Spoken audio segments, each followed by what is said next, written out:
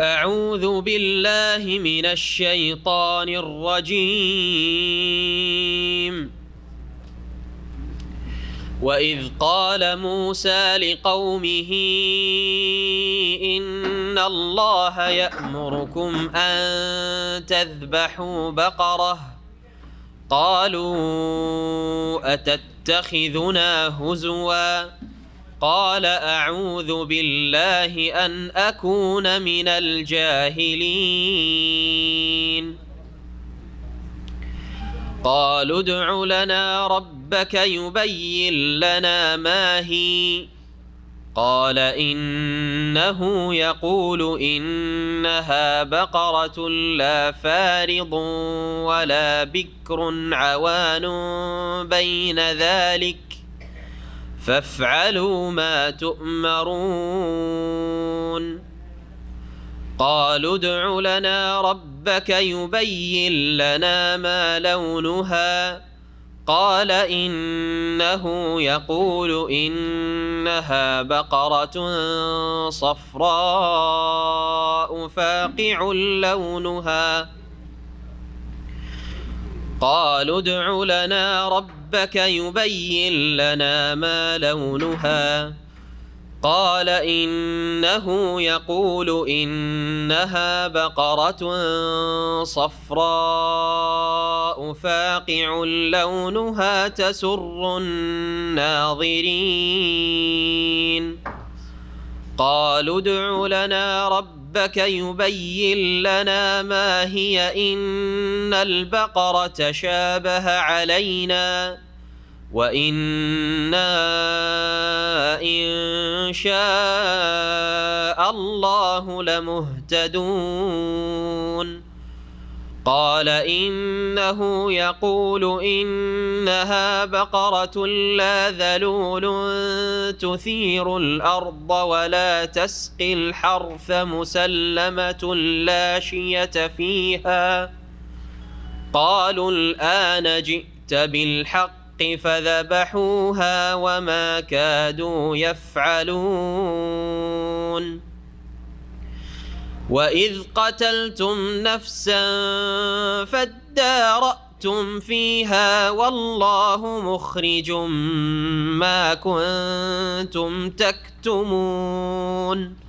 فقلنا اضربوه ببعضها كذلك يحيي الله الموتى ويريكم آياته. فقلنا اضربوه ببعضها كذلك يحيي الله الموتى ويريكم آياته لعلكم تعقلون.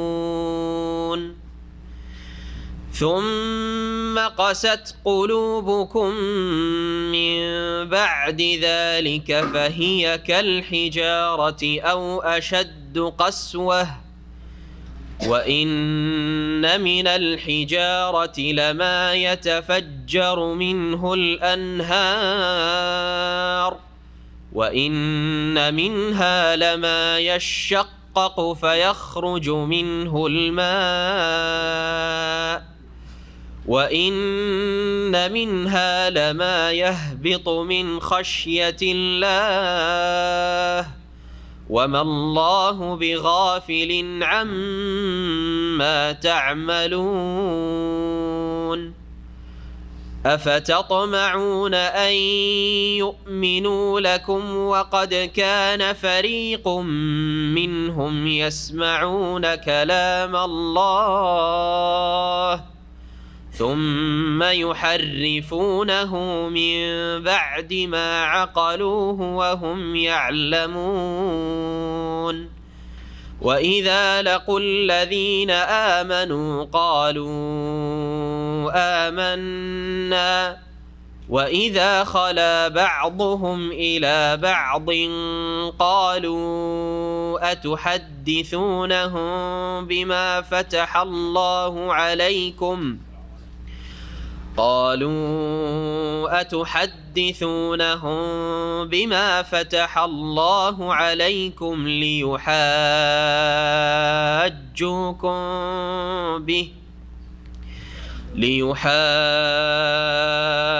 يحجوكم به عند ربكم أفلا تعقلون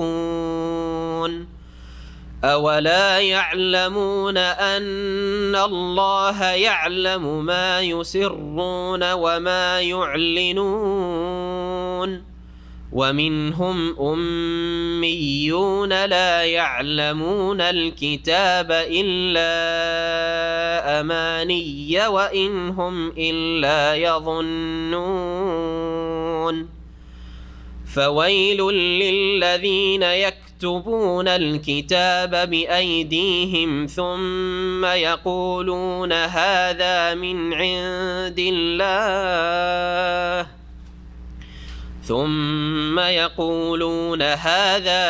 عند الله ليشتروا به ثمنا قليلا فويل لهم مما كتبت أيديهم وويل لهم مما يكسبون وقالوا لن تمسنا النار إلا أياما معدودة قل أتخذتم عند الله عهدا فلن يخلف الله عهده أم تقولون على الله ما لا تعلمون بلى من كسب سيئة وأحاطت به خطيئته فأولئك أصحاب النار هم فيها خالدون والذين آمنوا وعملوا الصالحات أولئك أصحاب الجنة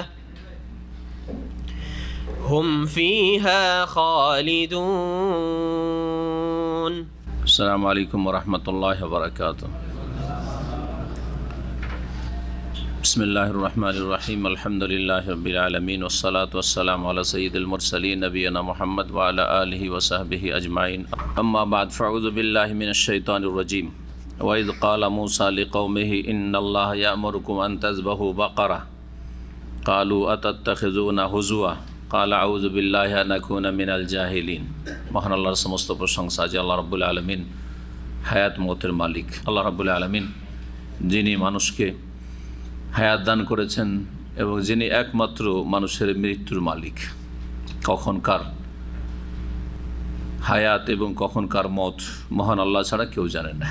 আগামীকালকে কি করবেন, আগামী সময়গুলিতে কি অবস্থায় থাকবেন, একমাত্র আল্লাহ এই অদৃশ্যের খবরকে নিজের জন্য খাস করেছেন। সালাত এবং সালাম নাজিল হুসেন মুহাম্মদুর রাসূলুল্লাহ সাল্লাল্লাহু আলাইহি ওয়াসাল্লামের প্রতি, যাকে ওহীর মাধ্যমে আল্লাহ রাব্বুল আলামিন রাসূল করেছেন, তারপরেও তিনি সব কিছু গায়েব সম্পর্কে জানতেন না।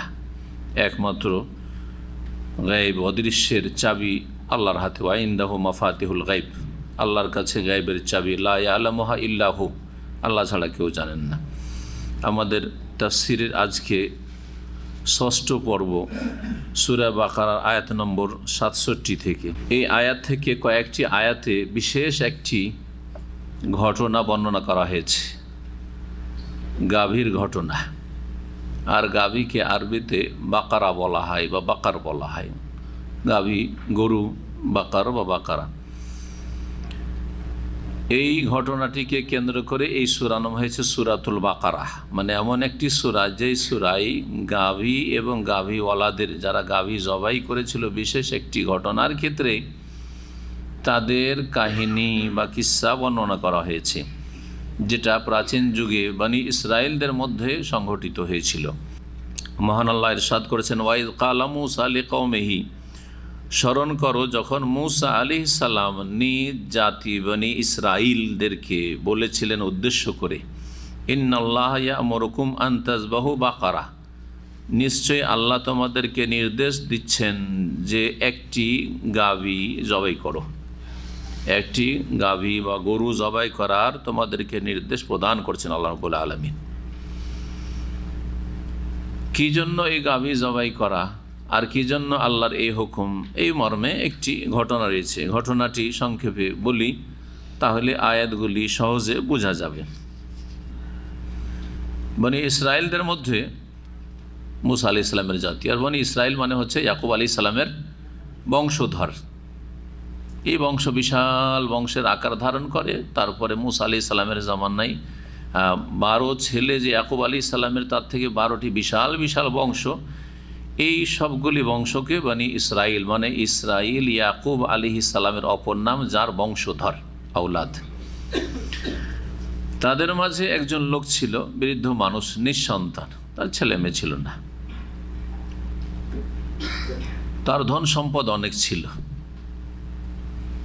একমাত্র এক ভাইপো, ভাতিজার ধন সম্পদের উপর লোভ হয়ে যায় যে চাচা না মরলে তো আর পাচ্ছি না, আর চাচা মরে গেলে তো সব ধন সম্পদ আমার, কারণ চাচার তো আর কেউ নেই আমার ছাড়া। এখন মরছেও না আর ধন সম্পদ পাচ্ছিও না, লেট হচ্ছে। তো সে তাড়াহুড়া করলো, তাড়াতাড়ি করে মেরে দিই, তাহলে সব কিছুর মালিক আমি হয়ে যাব। রাত্রে চাচাকে খুন করে দিল, আর খুন করে দেওয়ার পরে লাশ নিয়ে গিয়ে নিজের মহল্লা থেকে অন্য মহল্লায় বা একটু দূরে আরেকজনের বাড়ির দরজার সামনে ফেলে দিল। সকাল হলো, সকাল হওয়ার পরে নিজেই হইচই করলো যে এই আমার চাচাকে খুন করেছে, এই লোকই খুন করা হবে, না হলে ওর বাড়ির সামনে কেন লাশ পড়ে আছে। যে খুন করেছে সেই আবার দাবিদার হয়ে বসলো যে আমার চাচার খুনে রক্তের আমি দাবিদার, এর কেসাস হওয়া চাই। দেখছেন, চোরের গলা জোর। জি, চোরের গলা জোর। জি, আপোষে কলহ বিবাদ শুরু হইল। ওই বাড়িওয়ালা বলছেন আমরা করিনি, বাড়িওয়ালা যে বংশধর আছে ওরা বলছেন আমরা করিনি, আর এ বলছে না তুমি খুন করেছো। কে খুন করবে? তোমার বাড়ির সামনে লাশ পড়ে আছে আমার চাচার, বিচার চাইয়ের। সমাজের লোকেরা বলল যে আমরা আপোষে ঝগড়া কেন করব, আমাদের মাঝে আল্লাহর নবী আল্লাহর রাসূল মুসা আলাইহিস সালাম বেঁচে আছেন, তার কাছে ওহী হচ্ছে, তার কাছে নিশ্চয়ই সমাধান আছে। আল্লাহ বলে দেবেন যে কি সমাধান হওয়া উচিত, বা নবী বলে দেবেন, যাই নবীর কাছে যাবে। চলো ঠিক আছে, নবীর কাছে যাই। নবী মুসা আলাইহিস সালামের কাছে তারা আসলো, দুই দলই আসলো। যে খুন করেছে ও ভাবছে যে মুসা আলাইহিস সালাম বাহ্যিক দেখবেন যে লাশ পড়ে আছে যার বাড়ির সামনে, সে হচ্ছে দোষী, আর আমি বেঁচে যাব, আর আমি ধন সম্পদ জমি জায়গা সব পেয়ে যাব। মুসা আলাইহিস সালাম বললেন এক অলৌকিক মুজিজার কথা, যাও একটা গরু জবাই করো, গাভী জবাই করো। এই গাভী জবাই করার কথা বলতেই লোকেরা ভাবলো যে আমাদেরকে নিয়ে মুসা আলাইহিস সালাম ঠাট্টা মজাক করছে। ঘটনা হচ্ছে আমাদের খুনের ঘটনা, আর খুনিকে শনাক্ত করা, যে খুনিকে ধরবো, আর গরু জবাইয়ের সাথে কি সম্পর্ক? তো মজাক করছেন আমাদেরকে নিয়ে। মুসা আলাইহিস সালাম বললেন যে আল্লাহর কাছে পানা আশ্রয় চাই আমি এইসব ঠাট্টা উপহাস করা থেকে, কারণ ঠাট্টা উপহাস করা হচ্ছে মূর্খের কাজ, জাহেলের কাজ। আমি জাহেল, মূর্খ না। যাই হোক, আল্লাহ বলেছে যে একটা গরু জবাই করো, না কেরা, যে কোনো গরু, বাকারাতান, যে কোনো একটা খোড়া গরু হলেও চলতো, একটা দুর্বল রুগী গরু হলেও চলতো, যে কোনো রঙের হোক আর যে কোনো অবস্থারই হোক, বুড়া হইলেও চলতো, আর বাছুর হলেও চলতো। এরা বেশি বেশি প্রশ্ন করা শুরু করলো। 3টা প্রশ্ন করেছে, যে প্রশ্নগুলি কোরআন এখানে আয়াতে আসছে। গরুটা কেমন বয়সের দিক থেকে, এক, গরুর রং কি, রঙের দিক থেকে রং কেমন হওয়া উচিত। যেমন যেমন প্রশ্ন বাড়লো তেমন তেমন আল্লাহর পক্ষ থেকে কঠোরতা বাড়লো, শাস্তি বাড়লো। জি, আদা খাবি সাত পাবি। বেশি জিজ্ঞাসাবাদ করলে, বিশেষ করে কাল্পনিক প্রশ্ন আজকালও নিষেধ আছে। হ্যাঁ, শরীয়ত সম্পর্কে আপনার ফরজ ওয়াজিব জানা নেই, হারাম নাজায়েজ হুকুম আকাম জানা নেই, অবশ্যই জিজ্ঞেস করতে হবে। কিন্তু যেগুলি হচ্ছে ফরজি প্রশ্ন, অর্থাৎ কাল্পনিক, এখনও কিছু আসলে বাস্তবে ঘটেনি, আপনি জিজ্ঞাসা করছেন, এইরকম প্রশ্ন নিষেধ। অথবা প্রশ্ন করার উদ্দেশ্য এলম শিখা নয়, জানা নয়, দেখানো বাহাদুরি যে আমি কত বিচক্ষণ, এই ধরনের আমি গুরুত্বপূর্ণ প্রশ্ন করতে পারি। আপনার নিয়তের উপর নির্ভর করছে, নিষিদ্ধ, ভালো নয়, নিন্দনীয়। অথবা প্রশ্ন করে আটকানোর চেষ্টা করা, অনেক দুষ্ট প্রকৃতির ছাত্র থাকে মাদ্রাসা স্কুলে, ফাঁস হওয়ার জন্য এমন এমন প্রশ্ন করে। এগুলি হচ্ছে অসৎ উদ্দেশ্য। এই ধরনের বেশ কিছু প্রশ্ন করা নিষেধ বা অপছন্দনীয়। কোরআনে কারীমের একটি আয়াত আল্লাহ নিষেধ করেছে, ইয়া আইয়ুহাল্লাযীনা আমানু লা তাসআলু আন আশিয়া ইন তুবদা লাকুম তাসুকুম। হে মুমিন সকল, তোমরা এমন এমন প্রশ্ন করিয়ে না, উদ্ভট প্রশ্ন অথবা বিভিন্ন অসৎ উদ্দেশ্যে প্রশ্ন, জানা উদ্দেশ্য নয়, অজ্ঞতা দূর করা নয়, এলেম বাড়ানো নয়, আমল করা উদ্দেশ্য নয়। উত্তর যদি এসে যায় তো মনের উল্টা হয়ে যাবে। এমনিতে যেমন চলছিল, বিশেষ করে ওহী নাজেল হওয়ার জামানায় কঠোরভাবে ভবিষ্যৎ সম্পর্কে কাল্পনিক প্রশ্ন করা, যদি এরকম হয় কি করতে হবে, কি করতে হবে, নিষেধ ছিল। কারণ উত্তর যদি তোমাদের কাছে প্রকাশ হয়ে যায় তাহলে তোমাদের মন্দ লাগবে, মনের উল্টা হয়ে যাবে। ওয়াইন তাসআলু আনহা ইউনাজ্জালুল কোরআন, আর যখন কোরআন নাজেল হওয়ার যুগ চলছে, এখন আয়াত আসছে, ওই সময় যদি জিজ্ঞেস করো এরকম প্রশ্ন, কাল্পনিক প্রশ্ন, এখন এরকম কিছু সমস্যা দেখা, সমস্যা আসার আগে সমাধান, তুবদা লাকুম, তাহলে অবশ্যই প্রকাশ হয়ে যাবে উত্তর, উত্তর আল্লাহ দিয়ে দিবেন। হ্যাঁ, তখন তোমাদের জন্য সেটা কঠিন হয়ে পড়বে। যেমন নবী করিম সাল্লাল্লাহু আলাইহি ওয়াসাল্লাম যখন বললেন যে ইয়া আইয়ুহান নাস, এই আয়াতের তাফসীরে এই হাদিস উল্লেখ করা হয়েছে, ইন্নাল্লাহ কাদ ফারাদা আলাইকুমুল হাজ্জা ফাহুজ্জু, আল্লাহ তোমাদের হজ ফরজ করেছেন, সুতরাং তোমরা হজ পালন করো। আকরা বিন হাবেস নামে একজন বেদুইন, সে দাঁড়িয়ে গেল আর বলে, ইয়া রাসূলুল্লাহ ফি কুল্লি আমিন, হে আল্লাহ রসুল, প্রতি বছরে আমাদের জন্য হজ ফরজ। আল্লাহ বলছেন যে হজ ফরজ করেছেন, আল্লাহ হজ করো, হজ করে নিলি হয়ে গেল, তাই না? একবার করে চুপ থাকেন, তা না করে জিজ্ঞেস করলো কি, হ্যাঁ আফি কুল্লি আমিন ইয়া রাসূলুল্লাহ, প্রত্যেক বছর হজ ফরজ? রাসূলুল্লাহ সাল্লাল্লাহু আলাইহি সাল্লাম নীরব থাকলেন, কোনো উত্তর দিলেন না। থামছে নাই, দুইবার তিনবার প্রশ্ন।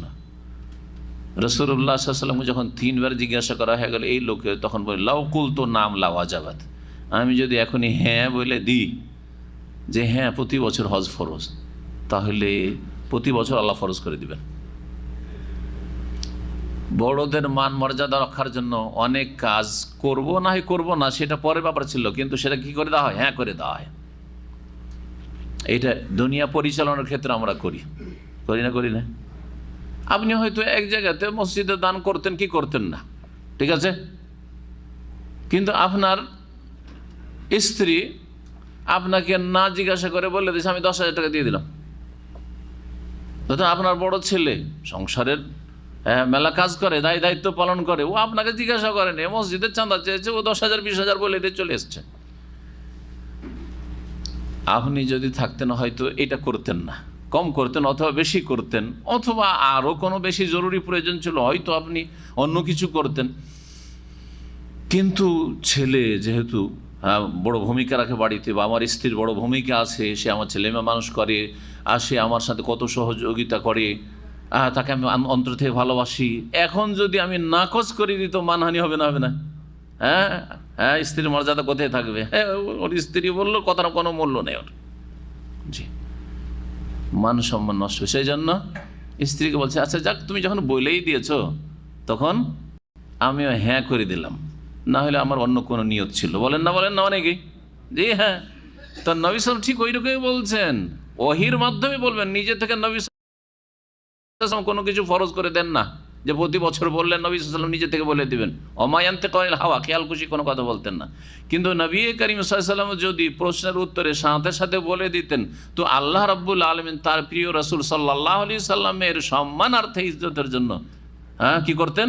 তার পক্ষে ওহী নাযিল করে দিতেন যে আমার নবী যা বলেছেন সেটাই ঠিক, প্রতি বছর হজ ফরজ। সেই জন্য এইরকম বেশি বেশি অনর্থক প্রশ্ন করা, অসার প্রশ্ন করা, যেদিকে ইঙ্গিত করলাম একটু আগে, পছন্দনীয় নয়। এরা যখন প্রশ্ন করা শুরু করলো যে গরুটা কেমন কেমন, দ্বিতীয় প্রশ্ন রং হইল। প্রথমটা ছিল বয়সের সম্পর্কে, তৃতীয়টা ছিল যে সেটা কি ধরনের হইতে হবে। আচ্ছা, সেটা যদি কৃষিকাজে লাগানো হয়, আগের যুগে কৃষিকাজের জন্য এখনও হাল চাষে যারা চাষ করে, এখন না ট্রাক্টর হয়ে গেছে, কিন্তু ব্যবহার করে থাকে অনেকেই কৃষিকাজে। তারপরে আগের যুগে পানি উঠাবার জন্য, কুয়া থেকে পানি উঠাবার জন্য বা জমি সেচের জন্য ব্যবহার হইতো, গরু ব্যবহার করা হইতো, উটকে ব্যবহার করা হইতো। এমন কোনটা চলবে কোনটা চলবে না এইসব প্রশ্ন, যেমন যেমন প্রশ্ন তেমন তেমন আল্লাহ কি করলেন, তাদের জন্য বিষয়টিকে কঠিন করে দিলেন। এমন হয়েছিল যে পাওয়ায় মুশকিল, অনেক মূল্য দিয়ে স্বর্ণ পরিমাণ ওজন, হ্যাঁ যতটা ওজন গরুর আর ততটা পরিমাণ স্বর্ণ দিয়ে তাদেরকে খরিদ করতে হইল এই গরু। তারা কঠোরতা অবলম্বন করল, আল্লাহ তাদের জন্য কঠিন করে দিলেন। শেষে করা হলো কি, আল্লাহ বললেন যে গরুটা জবাই করো, জবাই করার পরে তার একটা টুকরো না, যে কোনো টুকরো, আল্লাহ বলেছেন এই টুকরোটা কোন টুকরো ছিল, এটা যদি গুরুত্বপূর্ণ বিষয় হইতো জানা তো আল্লাহ বলে দিতেন যে সেটা পা ছিল সামনের না পেছনের, না সেটা কলিজা ছিল, না মুখ ছিল, না তমুক ছিল, কিচ্ছু বলা হয়নি। হ্যাঁ, আর আল্লাহ রাব্বুল কোনো একটি কিছু দিয়েই করতে পারেন। সুতরাং যখন আল্লাহ উল্লেখ করেননি সেই গোস্তের টুকরোটা কোন টুকরোটা ছিল, হ্যাঁ বডির কোন অংশের ছিল, এটা নিষ্প্রয়োজন, ফালতু কাজ। আল্লাহ বলেননি, আমাদেরও বলার কোনো প্রয়োজন নেই, প্রশ্ন করার প্রয়োজন নেই। এবং মুফাসসিরিনগণ এই সম্পর্কে এই জন্য কল্পনা জল্পনা করেননি, ফালতু। একটা গোস্তের টুকরো নাও, আর টুকরো হওয়ার পরে মৃত লাশ পড়ে আছে, ওর গায়ে আঘাত করা, মারো, সাথে সাথে ও জীবিত হয়ে যাবে, আর জীবিত হয়ে বসে যাবে। বসে যাওয়ার পরে বলে দিবে কাতালানি ফলানুন ইবনু আখি, অমুক যে আমার ভাতিজা, ও আমাকে হত্যা করেছে, দিল বলে দেওয়ার পরে আবার লুটিয়ে পড়লো, মারা গেল।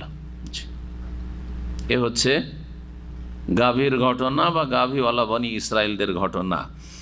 মহান আল্লাহ ইরশাদ করছেন, এখন শুনেন এই ঘটনা সম্পর্কে যে আয়াতগুলি এখানে আল্লাহ নাজেল করেছেন সূরা বাকারায়। ওয়াইদ কালা মূসা লিকওমিহি, স্মরণ করো সেই কাহিনীকে বা সেই যুগের ঘটনাকে যখন মূসা আলাইহিস সালাম তার জাতিকে বলেছিলেন, ইন্নাল্লাহ ইয়ামুরুকুম, আল্লাহ তোমাদেরকে নির্দেশ দিচ্ছেন, আনতাজবাহু বাকারা, একটুই গাভী জবাই করতে। কালু, তখন জাতির লোকেরা বলো, আতাত্তাখিজুনা হুজুয়া, আমাদের সাথে আপনি ঠাট্টা করছেন। কালা, মূসা আলাইহিস সালাম, আউযু বিল্লাহি আন আকুনা মিনাল জাহিলিন, আল্লাহর শরণ নিচ্ছি, আশ্রয় নিচ্ছি আমি মূর্খ হওয়া থেকে, মূর্খদের অন্তর্ভুক্ত হওয়া থেকে। ঠাট্টা মজাক করা, উপহাস করা, মানুষকে হেউ করা, কাকে নিয়ে ঠাট্টা করে? বড়দের নিয়ে ঠাট্টা করতে পারবেন? বাপের সাথে ঠাট্টা মজাক করতে পারবেন?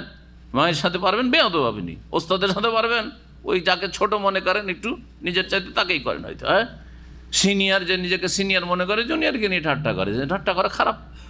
লা ইয়াসখার কওমুম মিন কওম, সূরা হুজরাতে আল্লাহ কঠোরভাবে সতর্ক করেছেন, কোনো জাতি অন্য কোনো জাতি বা ব্যক্তিকে নিয়ে যেন ঠাট্টা উপহাস না করে। কেউ বেঁটা সেই জন্য ঠাট্টা, কেউ বেশি লম্বা হয়ে গেছে সেই জন্য তাকে নিয়ে ঠাট্টা, কেউ বেশি মোটা হয়ে গেছে সেই জন্য ঠাট্টা, কেউ কথা বলে একটু অন্যরকম সেই জন্য একটু তাকে নিয়ে ঠাট্টা মজাক করা নিষেধ যে কোনো কিছুর ক্ষেত্রে। কেউ কানা, কেউ টেরা, কেউ কিছু খোঁড়া সেই জন্য তাকে নিয়ে ঠাট্টা করা ইত্যাদি, কারো ভাষা নিয়ে ঠাট্টা করা নিষেধ। আসাই এখনো খায়রা মিনহুম, হতে পারে যাদেরকে নিয়ে ঠাট্টা করছো তারা তোমার চাইতে ভালো, আল্লাহর কাছে তোমার চাইতে আল্লাহর কাছে প্রিয়, তুমি নিকৃষ্ট, সে শ্রেষ্ঠ না। মহিলা মহিলার সাথে ঠাট্টা মজাক করবে, হতে পারে যে যাকে নিয়ে ঠাট্টা করছো যে মহিলাকে নিয়ে সে তোমার চাইতে ভালো। আল্লাহ এই বিষয়গুলি নিষেধ করেছেন, কারণ এই বিষয়গুলিতে সম্পর্কের অবনতি ঘটে। মানুষ যখন ঠাট্টা বিদ্বেষ করে, হয় প্রতিশোধ নেবে আপনাকে নিয়েও ঠাট্টা মজা করে পারলে, আর যদি না পারে তো আপনার বিরুদ্ধে তার অন্তরে শত্রুতার দানা বাঁধবে, ধীরে ধীরে ধীরে বড় হবে শত্রুতা, আর কোনো এক সময় সুযোগ পেলে সেটা বাস্ট হয়ে যাবে, যে ক্ষতি করে ফেলবে আপনার।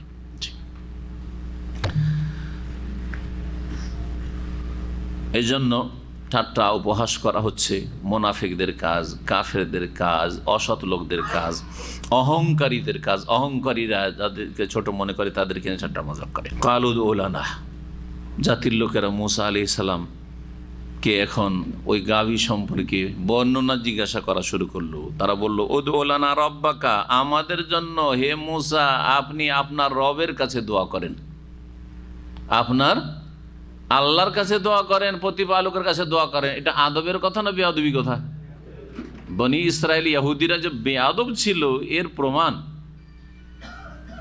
আপনি যদি কাউকে বলেন যে আপনার আল্লাহর কাছে আপনি দোয়া করেন তো আমার জন্য, দোয়াই চাইছেন কিন্তু বলছে আপনার আল্লাহর কাছে, আপনার আল্লাহ না, হ্যাঁ বলবেন যে আল্লাহ পাকের কাছে, মহান আল্লাহর কাছে দোয়া করেন, আল্লাহ তাআলার কাছে দোয়া করেন, বা আমার রবের কাছে, আমার রবের কাছে আপনি আমার জন্য একটু দোয়া করেন। কিন্তু আপনার রবের কাছে আপনি দোয়া করেন, এটা বেয়াদবি। তাদের ভাষা তো বেয়াদবি ছিল। একটা বেয়াদবি, কয়েকটা বেয়াদবি দেখাবো তাদের এই ঘটনাতে। ওয়াইয়ুবাইয়িনা মা হিয়া, আমাদের জন্য বর্ণনা দিক আল্লাহ রাব্বুল আলামিন যে সেটা কি ধরনের, গরুটা কি ধরনের হইতে হবে। কালা, তখন মূসা আলাইহিস সালাম ওহী মারফত জানতে পারলেন, বল ইন্নাহু ইয়াকুলু, আল্লাহ বলছেন তোমাদেরকে যে ইন্নাহা বাকারাতুন, সেটি এমন গাভী হবে, লা ফারেদুন ওয়ালা বিকরুন, সেটা যেন বৃদ্ধাও না হয়। ফারেদুন মানে মুসিন্নাতুন, হ্যাঁ বেশি বয়স্ক না হয়, বেশি বুড়ো হয়ে গেছে, হ্যাঁ ওয়ালা বিকরুন, আর একেবারে অল্প বয়সী না হয়, একেবারে অল্প বয়সের, 6 মাস 8 মাস এইরকম যেন না হয়। আওয়ানুম বাইনা যালিকা, বরং এর মাঝামাঝি বয়সের, মধ্য বয়সী, আর মধ্য বয়সীটা সবচেয়ে ভালো গরু, যে কোনো পশুর ক্ষেত্রে মধ্য বয়সী, তাতে গোশতেরও স্বাদ আছে, দেখতেও ভালো লাগে, হ্যাঁ গঠনের দিক থেকে ইত্যাদি। ফাফআলু মা তুমারুন, বলে দিন মূসা আলাইহিস সালাম তোমরা যা আদিষ্ট হয়েছো করে ফেলো, তার মানে আর বেশি প্রশ্ন করিও না। ফাফআলু মা তুমারুন, যা তোমাদেরকে আদেশ করা হয়েছে তোমরা করে ফেলো। কিন্তু না থামলো না এই বদ জাতি। কালু, তারা বললো উদউ লানা রব্বাকা, হে মূসা আপনি আপনার রবের কাছে দোয়া করেন আমাদের জন্য, ইউবাইয়িন লানা মা লাউনুহা, আমাদের জন্য তার রংটা বলে দিক আল্লাহ। হ্যাঁ বয়স জিজ্ঞাসা করা হলো, এখন রংটা বলি তো, রংটা কেমন হবে, যে কোনো রঙের হইলেই চলতো, কিন্তু না, রং কি হবে। কালা, তখন মূসা আলাইহিস সালাম বললেন, ওহি আসলো, ইন্নাহু ইয়াকুলু, আল্লাহ বলছেন ইন্নাহা বাকারাতুন সাফরাউ, সেই গাভীটি যাতে করে হলুদ বর্ণ হয়, হলুদ রঙের গাভী। দেখেছেন কোনোদিন হলুদ গাভী? তাহলে কত মুশকিল। আজও যদি খুঁজতে বলা হয় যে কুরবানির জন্য আপনাকে হলুদ গাভী জবাই করতে হবে, তো পাওয়া মুশকিলই আছে। জি, শুধু হালকা হলুদ হইলে হবে না, আল্লাহ বলছেন ফাকিউল লাউনুহা, যার রং উজ্জ্বল গাঢ় হইতে হবে, উজ্জ্বল গাঢ় হলুদ হইতে হবে, হ্যাঁ লাইট হলুদ হইলে হবে না একবারে। জি জি, তাসুরুন নাজেরিন, কারণ যদি লাইট মিটমিটার রং হয় হালকা, তো দেখতে আকর্ষণীয় হবে না। তাসুরুন নাজেরিন, দর্শকদেরকে আনন্দিত করে, দেখতেই যেন মজা লাগে, এইরকম করে হইতে হবে আল্লাহ বলছেন। জি, নাও এখন যেমন জিজ্ঞাসা তেমন উত্তর। তৃতীয় প্রশ্ন বনি ইসরায়েলদের, তারা বলল কালু উদউ লানা রব্বাকা, হে মূসা আপনার রবের কাছে আমাদের উদ্দেশ্যে আপনি দোয়া করেন, ইউবাইয়িন লানা মা হিয়া, সেটা কি ধরনের হইতে হবে, সেটা কি রকমের হইতে হবে। অর্থাৎ উদ্দেশ্য ছিল যে সেটা কি কাজ করা, যদি মেহনত পরিশ্রমের কাজে লাগানো হয় এরকম চলবে না, চলবে না, কি ধরনের সেটা হইতে হবে। ইন্নাল বাকারা তাশাবাহা আলাইনা, কারণ গরু আমাদের সামনে সব একই রকম লাগছে, কোনটা কিনবো। হ্যাঁ আমাদের অঞ্চলে একটা ভাষা আছে, হ্যাঁ বেশি মাছে হ্যাঁ বক কানা, মানে বক অন্ধ। অনেক মাছ যখন বক দেখে তখন কোনটা ধর্মে হতভম্ব। জি, তো এইরকম হয়েছে এই জাতির অবস্থা। ইন্নাল বাকারা তাশাবাহা আলাইনা, নিশ্চয় গরু আমাদের সামনে সব তো সাদৃশ্যশীল, সব তো একই রকম লাগছে, কোনটা কিনবো, এটা কিনবো না ওটা কিনবো, বুঝতেই পারছি না কিছু। তারপরে আল্লাহ ওদেরকে একটু তৌফিক দিল যে ইনশাআল্লাহ বললো। যদি ইনশাআল্লাহ না বলতো, হাদিসে রয়েছে, তাফসিরে মুফাসসিরিনগণ বা সালাফরা উল্লেখ করেছেন, সাহাবায়ে কেরামগণ, যে যদি তারা ইনশাআল্লাহ না বলতো, কিয়ামত পর্যন্ত গরু খুঁজতে এই রঙের এই কোয়ালিটির গরু খুঁজে পেত না। কিন্তু ইনশাআল্লাহর বরকত, এই জন্য জীবনের প্রতিটি ক্ষেত্রে কি বলবেন, ইনশাআল্লাহ বলবেন। ওয়া ইন্না ইনশাআল্লাহু লামুহতাদুন, তবে আমরা আল্লাহ চাইলে সঠিক পথ পাবো, দিক নির্দেশনা পাবো, গরু খুঁজে পাবো আমরা ইনশাআল্লাহ। শেষখানে বললো এই কথাটি, যাক একটা ভালো কাজ করলো এত বেয়াদবি করে। কালা, তখন আল্লাহ উত্তরে বলছেন, মুসা আলাইহিস সালাম বললেন, ইন্নাহু ইয়াকুলু, আল্লাহ বলছেন, রব বলছে, ইন্নাহা বাকারাতুন লা যালুলুন তুসিরুল আরদা ওয়ালা তাসকিল হারসা মুসাল্লামাতুল লা শিয়াতা ফিহা। সেটা এমন গরু গাভী হইতে হবে, লা জালুলুন, যেটা মেহনত পরিশ্রমের কাজে লাগানো হয়নি। জালুল মানে মেহনত পরিশ্রমের কাজে লাগানো হয়েছে, এইরকম না হয়। তসিরুল আরজা, যেমন তসিরুল আরজা, জমি চাষের কাজে লাগানো হয়নি। আসারা ইউসির মানে জমি চাষাবাদ করা। ওয়ালা তাসকিল হারসা, আর ক্ষেত খামারে সেচের কাজেও লাগানো হয়নি। সেই যুগে সেচের কাজে লাগানো হইতো গরুকে, তাতেও লাগানো হয়নি। মোসাল্লামা, সেটা নিখুঁত হইতে হবে, দোষমুক্ত হইতে হবে, কোনো জায়গায় যেন কাটা না থাকে, ফাটা না থাকে, এইরকম কিছু না থাকে, ঘা না থাকে, কিছু না থাকে। লা শিয়াতা ফিহা, যাতে অন্য কোনো রঙের সংমিশ্রণ না থাকে। লা আলামাতা ফিহা, অর্থাৎ এই যে হলুদ রং আর এইরকম, তাতে অন্য কোনো রং, হয়তো কালো সাদা মিক্স আছে, এরকম যেন না হয়। কালু, তখন এই ইহুদিরা বলল, আল আনা জিতা বিল হক, এখন আপনি সত্য কথা বলেছেন। এটা বেয়াদবি না আদব? হ্যাঁ, বেশ কিছুক্ষণ কথা বলার পরে আপনার বাপকে যদি বলেন এখন আপনি ঠিক বলেছেন, তার মানে এতক্ষণ ভুল বলছিলেন না, ঠিক কিনা? বেয়াদবি কি না? মুসা আলাইহিস সালাম সম্পর্কে কত বড় বেয়াদবি, বলছে এখন আপনি ঠিক বলেছেন, আল আনা জিতা বিল হক, এখন সত্যটা প্রকাশ করেছেন, তার মানে এতক্ষণ যেগুলো বলছিলেন সেগুলো ফালতু কথা বলছিলেন। নাউজুবিল্লাহ, এই বেয়াদবি ইহুদিদের। ফাযাবাহুহা, অতঃপর তারা সেই গরু খরিদ করলো, জবাই করে ফেললো, জবাই করলো। তাফসিরে রয়েছে যে সেই গরু তলাশ করতে করতে করতে হয়রানির শেষ নেই, খুঁজে পেল এক লোকের কাছে, ওর একটাই গরু, আর এই রঙের গরু তা পাওয়া যায় না। ও বলছে আমি গরু বিক্রি করব, কিন্তু আমার একটা শর্ত আছে, দাম লাগবে, এইটা খালি চামড়া ভর্তি করে আমাকে কি দিতে হবে? স্বর্ণ দিতে হবে, এই চামড়াতে যতটা স্বর্ণ আসে অতটা দিতে হবে। ঠিক আছে, তাই দিয়ে খরিদ করলো গোটা জাতি মিলে ইহুদিরা।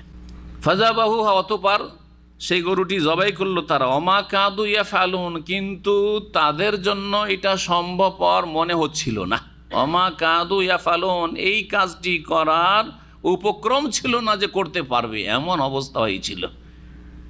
তারা যখন প্রশ্ন করা শুরু করলো, তখন আল্লাহ তাদের জন্য বিষয়টিকে জটিল করে দিলেন। জি, এই জন্য নবী করিম সাল্লাল্লাহু আলাইহি ওয়াসাল্লাম নিষেধ করেছেন, লা তুশাদ্দিদু, তোমরা কঠোরতা অবলম্বন করেন, আল্লাহ কঠিন করে দিবেন। আপনি প্রতিটি ক্ষেত্রে যদি কঠোরতা অবলম্বন করেন, এমন কঠোরতা যেটা কোরআনে হাদিসে নেই, তাহলে আল্লাহ কঠিন করে দেবেন। ইয়াসসিরু ওয়ালা তুআসসিরু, সহজ করো, কঠিন করিও না। বাশশিরু ওয়ালা তুনাফিরু, মানুষকে আকৃষ্ট করো, সুসংবাদ দাও, মানুষের মাঝে ঘৃণা ছড়ায়ও না। কিন্তু এর মানে এই নয় যে তৌহিদের কথা বলবেন না, কারণ আজকাল আবার বিদাতীদের আর এক রোগ, তৌহিদের কথা বললে মানুষ পছন্দ করে, লাইক করেন না। হ্যাঁ, সুতরাং তৌহিদের আলোচনা নেই। কি আলোচনা? শুধু কত অঙ্কের নেকি পাওয়া যাবে, আর কতটি গুণ, নেকি আর গোনা, নেকি আর গোনা। তারপরে গোনার দিকে নেগেটিভ বলতেও নিষেধ করছে। ওদের ফর্মুলাতে আছে যে নেগেটিভ বলবেন না, শুধু পজিটিভ বলেন। নামাজ পড়লে এত নেকি, একবার যদি বেড়ে যান 49 কোটি। শুধু এগুলো শোনায়, বুঝি এগুলোতে ঘৃণা ছড়াবেন। আর যদি বলেন তৌহিদ, হ্যাঁ, এক আল্লাহর ইবাদত করতে হবে, এক আল্লাহকে সেজদা করতে হবে, তো মাজারে যারা সেজদা করে ওদের উপর আঘাত লাগবে, আপনি ঘৃণা ছড়িয়ে দিলেন নাকি? নিষেধ করতে হবে না, হ্যাঁ, না বলতে হবে না। তো আল্লাহ তো আগে না দিয়েই কালেমা শুরু করেছেন। কালেমাটা পড়েন তো, কি আছে? লা, লা মানে কি? না। তো না দিয়ে তো আল্লাহ শুরু করেছেন, হ্যাঁ দিয়ে তো শুরু করেন নাই। লা ইলাহা, বাতিলগুলো নেই, বাতিলকে না করেন। ইল্লাল্লাহ, আল্লাহ ছাড়া কোনো সত্য উপাস্য নেই। এতে হ্যাঁও আছে, নাও আছে। জি হ্যাঁ, সুতরাং আগে না করতে হবে। যেমন জমি চাষাবাদ করেন, যারা কৃষি কাজ করেন, ভালো করে জানেন ঘাসের বন জঙ্গল লেগে আছে, আগে বন জঙ্গল সাফ করতে হবে, তারপরে চাষাবাদ করে তারপরে বীজ ছিটাইতে হবে, বীজ বপন। তারপরে কম্পিউটার কিনেছেন, তাহলে কম্পিউটার ভাইরাস মুক্ত করতে হবে আগে, হ্যাঁ, তারপরে তখন আপনাকে প্রোগ্রামগুলি তাতে ইনস্টল করতে হবে। আর না হলে আপনার যাবে সব কিছু জীবনের প্রতিটি। এইরকমই মগজে, মানব জাতির মগজে শিরিক ঢুকে আছে, বেদাত ঢুকে আছে, গুমরাহি ঢুকে আছে, সংশয় ঢুকে আছে। সবগুলি থেকে ক্লিন করে যখন খালি হয়ে আছে, শূন্য, এখন চাষাবাদের যোগ্য আছে, তখন তাওহীদ ঢুকান, সুন্নাহ ঢুকান, নামাজ ঢুকান। নামাজও পড়ছে, শিরকি আকীদাও ভরা আছে। নামাজ পড়ছে আল্লাহর জন্য, মোনাজাত, নামাজের মোনাজাত আল্লাহর জন্য, আর ওই ওরসের মোনাজাত বাবার জন্য। কোনো কাজে আসবে না, কোনো কাজে আসবে না। এদিকে নবীর তরিকার কিছু সুন্নতির লেবাস পোশাকও করছে, এদিকে বিদআতও করছে, কোনো কাজে আসবে না। বিদআত এবং সুন্নতের সংমিশ্রণ, বরং বিদআত মুক্ত হইতে হবে আর সুন্নতকে কায়েম করতে হবে। যাই হোক, এই ছিল ঘটনা। আর একটু বাকি আছে এই সম্পর্কে। ওয়াইজ কাতালতুম নাফসান, আল্লাহ বলছেন যে এই ঘটনাতে তোমাদের অবস্থাটা কি হয়েছিল। তোমরা একজন ব্যক্তিকে হত্যা করেছিলে, মানে তোমাদের একজন লোক, ওই যে ভাতিজা, চাচাকে হত্যা করেছিল, ওই ঘটনার কথা বলা হচ্ছে। ফাদ্দারাতুম ফিহা, আর তারপরে তোমরা এই বিষয়ে একে অপরের উপর দোষ আরোপ করছিলে, দোষ চাপাচাপি করছিলে। না অমুক খুন করেছে, অমুকের বাড়ির সামনে লাশ পাওয়া গেছে, ও বলছেন না আমি করিনি, তোমরাই করেছো, আমাকে ফাঁসাইবার চেষ্টা করেছো, একে অপরের চাপানোর চেষ্টা করা। জি, ফাদ্দারাতুম, তাদারা ইদ্দারা মানে হচ্ছে একজন নিজের পক্ষ থেকে নিজেকে দোষমুক্ত করে অন্যর উপর দোষ চাপাবার চেষ্টা করা। ফাদ্দারাতুম ফিহা, তোমরা একে অপরের উপর দোষারোপ করছিলে। ওয়াল্লাহু মুখরিজুম মা কুনতুম তাকতুমুন, এবং আল্লাহ রাব্বুল আলামিন তোমরা যা কিছু গোপন করো তা প্রকাশ করে দিতে পারেন। তোমরা গোপন করছিলে, খুনি নিজের অপরাধকে গোপন করে অন্যকে ফাঁসাবার চেষ্টা করছিল, কিন্তু আল্লাহ তা কি করলেন? প্রকাশ করে দিলেন, স্পষ্ট করে দিলেন।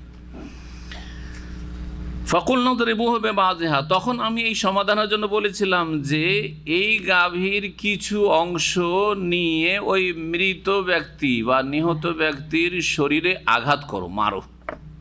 ইযরিবুহু বিবাযিহা কাযালিকা ইউহয়িল্লাহুল মাউতা, তাহলে সে জীবিত হবে, জীবিত হওয়ার পরে বলে দিবে। এই যে জীবিত একটা মৃত মানুষ জীবিত হয়ে বলে দিল আর তারপরে মারা গেল, এটা কে করলেন? আল্লাহ করলেন।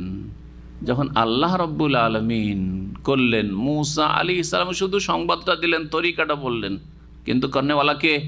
আল্লাহ রাব্বুল আলামিন।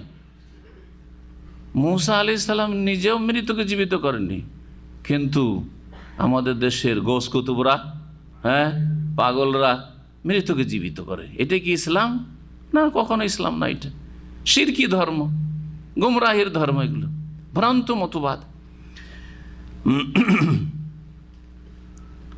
আল্লাহ রাব্বুল আলামিন এই একটি ঘটনায় একজন মৃত মানুষকে জীবিত করলেন। সেই লোক যে কথা বলার ছিল বলে দিল, তারপরে আবার যেমন মৃত ছিল সেই অবস্থায় ফিরে গেল। এটা দিয়ে কি আল্লাহ দেখিয়ে দিলেন না যে কাযালিকা ইউহয়িল্লাহুল মাউতা, এইভাবে আল্লাহ মৃতদেরকে পুনরায় জীবিত করবেন, কবর থেকে পুনরায় উঠাবেন? জি, পুনর্জীবিত করে আল্লাহ রাব্বুল আলামিন। কাযালিকা ইউহয়িল্লাহুল মাউতা, দেখিয়ে দিলাম একজন লোককে জীবিত করে আমি আল্লাহ। আর এইভাবে যত লোক দুনিয়া থেকে মারা যাচ্ছে তারা একবারে চলে গেছে নয়, এক সময় তাদেরকে আবার আল্লাহ জীবিত করবেন। কাযালিকা ইউহয়িল্লাহুল মাউতা ওয়া ইউরিকুম আয়াতিহি, এবং মহান আল্লাহ তোমাদেরকে তার নিদর্শনাবলী দেখিয়ে থাকেন। দেখিয়ে দিলেন তার মহাকুদরতের বহি প্রকাশ করে। আল্লাহ তার ক্ষমতা প্রকাশ করে দেখিয়ে দিলেন যে আমি দেখো তোমাদের চোখের সামনে একটা মৃত লাশ পড়েছিল, উঠে বসে গেল, কথা বললো, কথা বলে আবার মৃত হয়ে গেল। আল্লাহ তোমাদেরকে তার কুদরত দেখিয়ে দিলেন। লাআল্লাকুম তাকিলুন, যাতে করে তোমরা বুঝো, যাতে করে তোমরা উপলব্ধি করো, জ্ঞানকে কাজে লাগাও। সুম্মা কাসাত কুলুবুকুম, কিন্তু না, তার বিপরীত। মানুষ মরে যাওয়ার পরে জীবিত হওয়া, দুনিয়া থেকে পরকালের জগতে চলে গেছে মৃত হয়ে, তারপরে জীবিত হয়ে যাওয়া, এটা অদৃশ্য। আখেরাত কি অদৃশ্য? অদৃশ্যকে আল্লাহ কি করলেন? দৃশ্য করে দেখিয়ে দিলেন, তাই না? বনি ইসরায়েলদেরকে মূসা আলাইহিস সালাম জামানায় যেটা দেখা যায় না, এটা কি অসাধারণ বিষয়কে আল্লাহ দৃশ্য করে দেখিয়ে দিলেন। যখন এই গায়বী বিষয় আল্লাহ অদৃশ্যের বিষয়কে আল্লাহ দেখিয়ে দিলেন, তাহলে মানুষের ঈমান মজবুত হওয়া উচিত ছিল, ঠিক কিনা? তা না করে ইহুদিরা, বনি ইসরায়েলরা এর উল্টো দিকে চলতে লাগলো। দ্রুত তাদের অন্তর এমন শক্ত হয়ে গেল যে তাদের অন্তরে ভালো কথা ঢোকে না। আম্বিয়া রসুলগণের কথা নিতে চাই না, দ্বীনের প্রতি আমল করতে চাই না, পাপ মুক্ত হতে চাই না। জি, আজকে মুসলিম সমাজের অবস্থা এরকম। যতই বড় বালা মুসিবত আসুক না কেন, কিছুই না। যে কোনো বালা মুসিবতে আল্লাহর দিকে কেউ ফিরে আসছে? হ্যাঁ, আসমানি আজাব, জমিনি গজব, অথবা আর অন্য কোনো রকমের আজাব গজব আসছে, কোনো সংশোধন আছে মানুষের? বন্যার সময় দেশকে দেশ ভেসে যাচ্ছে, সব কিছু শেষ হয়ে গেল। প্রাকৃতিক দুর্যোগ, নাস্তিক বেদিনদের কথা, প্রাকৃতিক দুর্যোগ। আর যারা নাস্তিক বেদিন নয় তারাও দেখছে তামাশা। স্মার্ট মোবাইল আছে, হ্যাঁ, ফোন আছে, হ্যাঁ, ভিডিও করছে, তারপরে ছবি তুলছে, আর বিভিন্ন যেগুলো সোশ্যাল মিডিয়াতে দিচ্ছে, যেন তো খেল তামাশার ব্যাপার স্যাপার। কোনো সংশোধন নেই যে আল্লাহর আযাব নেমেছে যাতে করে আমরা আল্লাহর দিকে ফিরে আসি। জাতির ওপরে গজব নেমেছে, ভূমিকম্প, কোনো সংশোধন নেই। ভূমিকম্প এইদিকে ধসে পড়ছে, আর ওইদিকে অনেকে তামাশাই করছে, পাপে ডুবে আছে, তারপরে আবার পাপ করছে। বান বন্যার সময় বাঁধ রোডে উঁচা জায়গাতে আশ্রয় নিয়েছে, শরণার্থী আশ্রয় নিয়েছে, সেখানেও পাপ চলছে, হারাম খাওয়া চলছে, হারাম কাজ চলছে, বেপরদাহে নারী পুরুষ একাকার হয়ে থাকছে, কত যে পাপ অশ্লীল কাজ হচ্ছে আল্লাহ পাক ভালো জানেন। কোনো সংশোধন নেই। ওই যেসব লোকগুলি শুকনো জায়গাতে, এতটুকু জায়গাতে আশ্রয় নিয়ে আছে, ভিড় ভাড় করে, আর চারিদিকে গোটা দেশ ডুবে আছে, তারা এক ওয়াক্ত নামাজও পড়ছে না। যে বেনামাজিগুলোর কিছু সংখ্যক লোক নামাজি হইল বালা মুসিবত, তা কোনো সংশোধন নেই, কোনো সংশোধন নেই জাতির। জি, এইভাবে যেসব জুলম অত্যাচার জালেমদের হচ্ছে, আজকে রোহিঙ্গার মুসলমানদের উপর যে জুলম অত্যাচার, দেখুন তো এর মাধ্যমে তাদের কয়টা লোক সংশোধন হয়েছে, কয়টা নামাজি হয়েছে না? শুধু পেট, কোথায় পয়সা পাওয়া যাবে, কোথায় পেট, আর কোথায় কোনো ত্রাণ পাওয়া যায়। এই আপনি ওখানে গিয়ে দেখেন, যদি কারো সংশোধন হয় তাহলে তো ভালো কথা, এটাই কোরআনের শিক্ষা। কিন্তু যদি সংশোধন ওই বেনামাজি হয়ে আছে, শিরক বেদাতকারী শিরক বেদাতে লিপ্ত হয়ে আছে, আর পাপীরা পাপে লিপ্ত হয়ে আছে, পেট ছাড়া, সংসার ছাড়া, আর হাই কি করব এইসব ছাড়া আর কিচ্ছু নেই, আল্লাহকে স্মরণ করা নেই, আল্লাহকে ধরছে না, জুলুম চলতে আছে। আজকে সিরিয়ার জুলম অত্যাচার, আজকে ফিলিস্তিনের জুলম অত্যাচার, আজকে ইরাকের জুলম অত্যাচার, এই সারা বিশ্বে মুসলিম জাতির উপর যে জুলম অত্যাচার চলছে, কোনো সংশোধন আছে? কোনো সংশোধন নেই। তাহলে আমরা ইহুদিদের চাইতে কিসে ভালো হইলাম? তাদের অবস্থা এরকম ছিল। আল্লাহ বলছেন যে আমি এই গায়বী বিষয়টি দেখিয়ে দিলাম, তাতে ঈমান তাদের তাজা হওয়া উচিত ছিল, তাদের জীবনে সংশোধন আসা উচিত ছিল, তাদের পাপ মুক্ত হওয়া উচিত ছিল, আল্লাহ ভীরু মুত্তাকি পরেজগার হওয়া উচিত ছিল। তা না করে তারা কি হলো? সুম্মা কাসাত কুলুবুকুম, তারপরে তোমাদের অন্তরগুলি শক্ত হয়ে গেল। অন্তর শক্ত, মিম্বাদে জালিকের পরে ফাহিয়া কাল হেজারাতে, তা তো পাথরের মতো হয়ে গেছে তোমাদের হৃদয়গুলি। আসাধ্য কাসওয়া, এমন কি অনেকের হৃদয় পাথরের চাইতে বেশি শক্ত।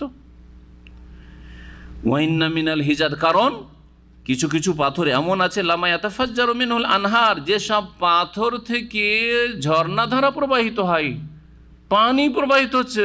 জি, চোখ থেকে পানি আসে না, এত নরম চোখ থেকে কত শক্ত হয়ে গেছে। অন্তরে কান্না আসে না, অন্তর নরম হয় না, এত শক্ত হয়ে গেছে। আর পাথর থেকে পানি বইছে, পাথর থেকে ঝর্ণাধারা, নদী নালা প্রবাহিত হচ্ছে। আপনি পাহাড়ি এলাকায় চলে যান, কিভাবে পাথর আর পাথরের মাঝে থেকে, হ্যাঁ, নদী নালা প্রবাহিত হয়ে আসছে, এত পানি প্রবাহিত হয়ে আসছে। ওয়াইন্না মিনহা লামা ইয়াশাক্কাক, আর কিছু কিছু পাথর এমন আছে যেগুলো বিদীর্ণ হয়ে যায়, পাথর থাকতে থাকতে হঠাৎ ফেটে গেল।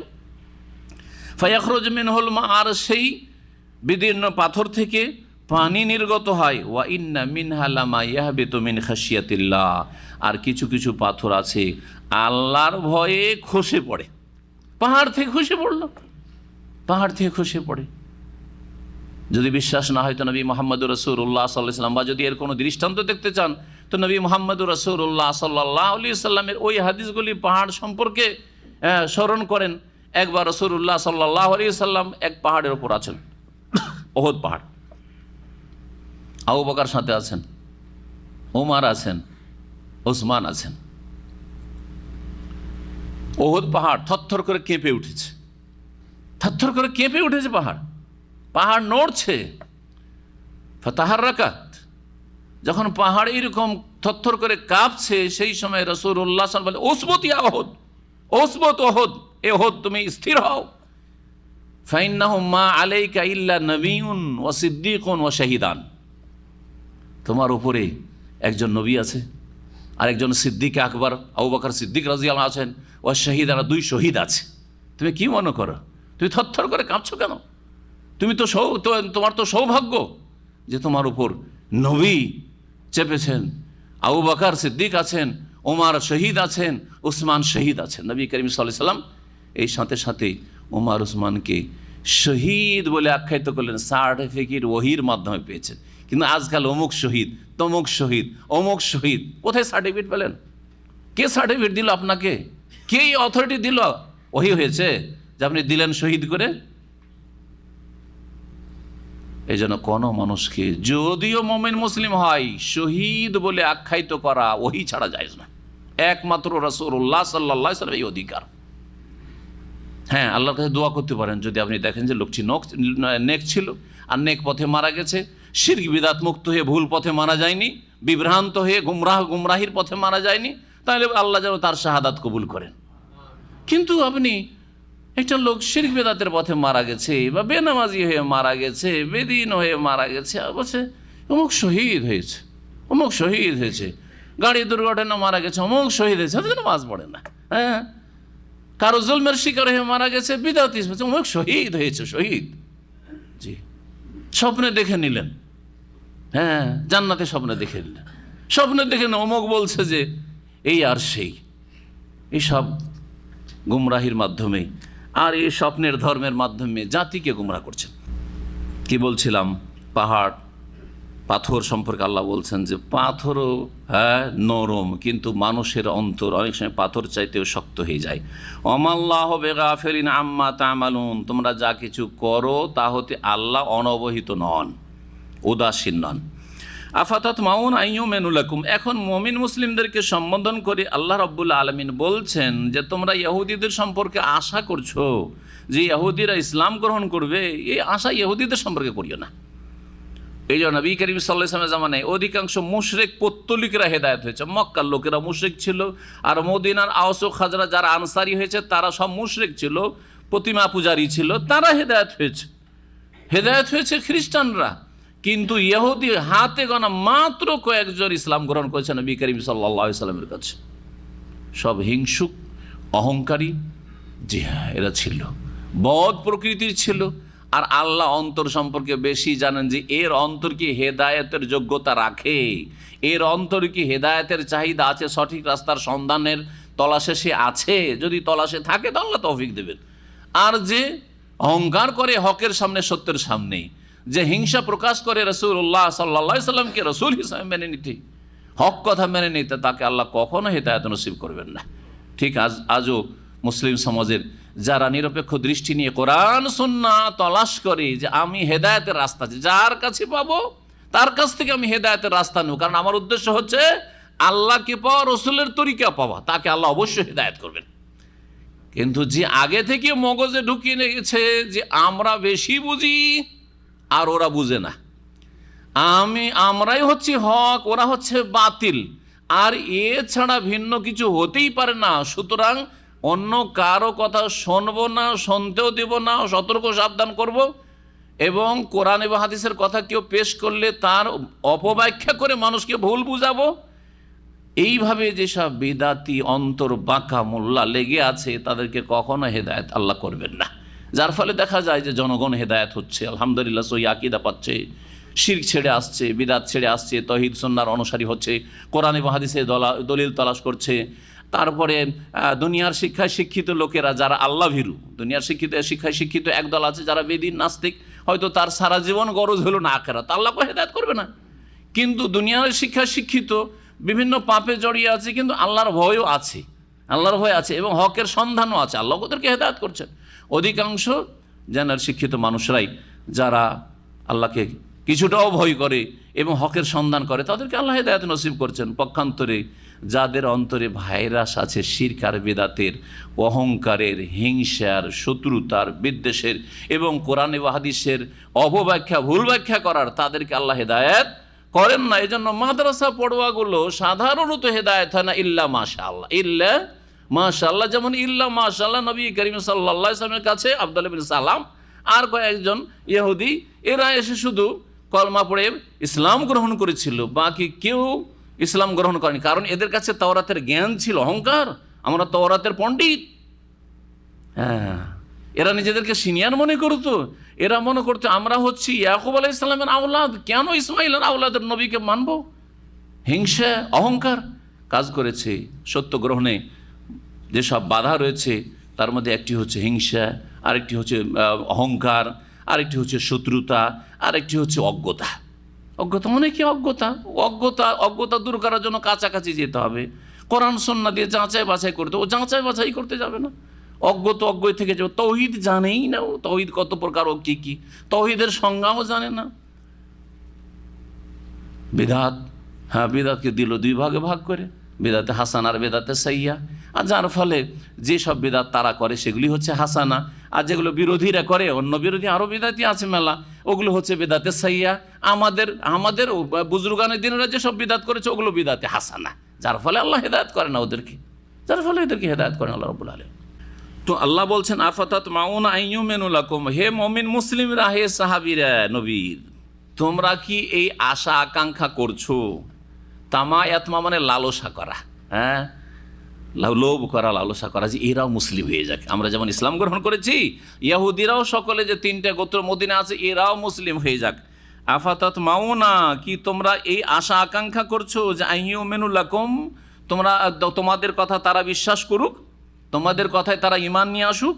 ওয়াকাদ কানা ফারিকুম মিনহুম ইয়াসমাউনা কালাম আল্লাহ, অথচ তাদের একটি দল আল্লাহর বাণী শোনে, শোনার পরে অসৎ উদ্দেশ্য, সুম্মা ইউহাররিফুনাহু মিন বাদি মা আকালুহু, তারপরে তা বুঝে নেওয়ার পরে জেনে শুনে, ওয়াহুম ইয়ালামুন, জেনে শুনে তাতে অপব্যাখ্যা করে বা তার বিকৃতি ঘটায়, ভুল ব্যাখ্যা করে। তারা তাওরাতে যেসব কথা আছে নবী মুহাম্মদ সাল্লাল্লাহু আলাইহি ওয়াসাল্লাম সম্পর্কে ভবিষ্যৎবাণী, ইসলাম সম্পর্কে ভবিষ্যৎবাণী, সেগুলির অপব্যাখ্যা করে, ওকে নিজের খেয়াল খুশি বানিয়ে নিয়েছে, যেটা তাদের পক্ষে মনে হয় সুবিধাজনক সেটাকে প্রকাশ করে, আর যেগুলি তাদের বিপক্ষে সেগুলোকে ভুল ব্যাখ্যা করে অথবা গোপন করে। এই ছিল ইহুদি ধর্মগুরুদের চরিত্র, যা এখানে আল্লাহ তুলে ধরেছেন। সুতরাং কি করে তারা হেদায়েত হবে আর তাদের হেদায়েতের ঈমানের আশা করছো? ওয়াইযা লাকুল্লাযিনা আমানু ক্বালু আমান্না ওয়াইযা খালা বাযুহুম ইলা বাযিন ক্বালু আতুহাদ্দিসুনা ফাতাহাল্লাহু আলাইকুম লিইউহাজ্জুকুম ইনদা রাব্বিকা আফালা তাকিলুন। এই ইহুদিদের মধ্যে কিছু মুনাফিক চরিত্রের ছিল। মুমিন মুসলিমদের সাথে যখন সাক্ষাৎ হতো বলছে আমরা তোমাদের মতে কিন্তু মুসলিম হয়ে গেছি। আবার যখন ইহুদি বন্ধু বান্ধবের সাথে, নিজের বংশের লোকের সাথে মিলতো, নির্জনে যখন তাদের সাথে সাক্ষাৎ ঘটতো, মিটিং হইতো, তখন বলতে আরে ওদেরকে নিয়ে আমরা ঠাট্টা মজাক করি। আর তারপরে বলতো যে না না না, ওদের কথা মানা যাবে না, শোনা যাবে না, ও আমরা এমনি ওদের সাথে দেখা সাক্ষাৎ করছিলাম। আল্লাহ বলছেন ওয়াইযা লাকুল্লাযিনা আমানু, যখন তারা সাক্ষাৎ করে মুমিন মুসলিমদের সাথে, এই ইহুদিরা যখন মিলিত হয় মুমিন মুসলিম সাহাবায়ে কেরামদের সাথে, কালু আমান্না, তখন বলে আমরাও ঈমান নিয়ে এসেছি, কিন্তু আমরাও মুসলিম হয়েছি। ওয়াইদা খালা বাযুহুম ইলা বাযিন, এবং যখন তারা নির্জনে যায় তাদের একজন বা একদল আরেক দলের সাথে, একদল ইহুদির বা এক ইহুদির আরেক ইহুদির সাথে যখন সাক্ষাৎ হয়, কালু, তখন তারা বলে আতুহাদ্দিসুনাহুম বিমা ফাতাহাল্লাহু আলাইকুম, তাদের সামনে এমন কথা বর্ণনা করবে, প্রকাশ করবে, যা দিয়ে আল্লাহ তাদেরকে বিজয় দান করেছেন, মানে জিতার সুযোগ করে দিয়েছেন।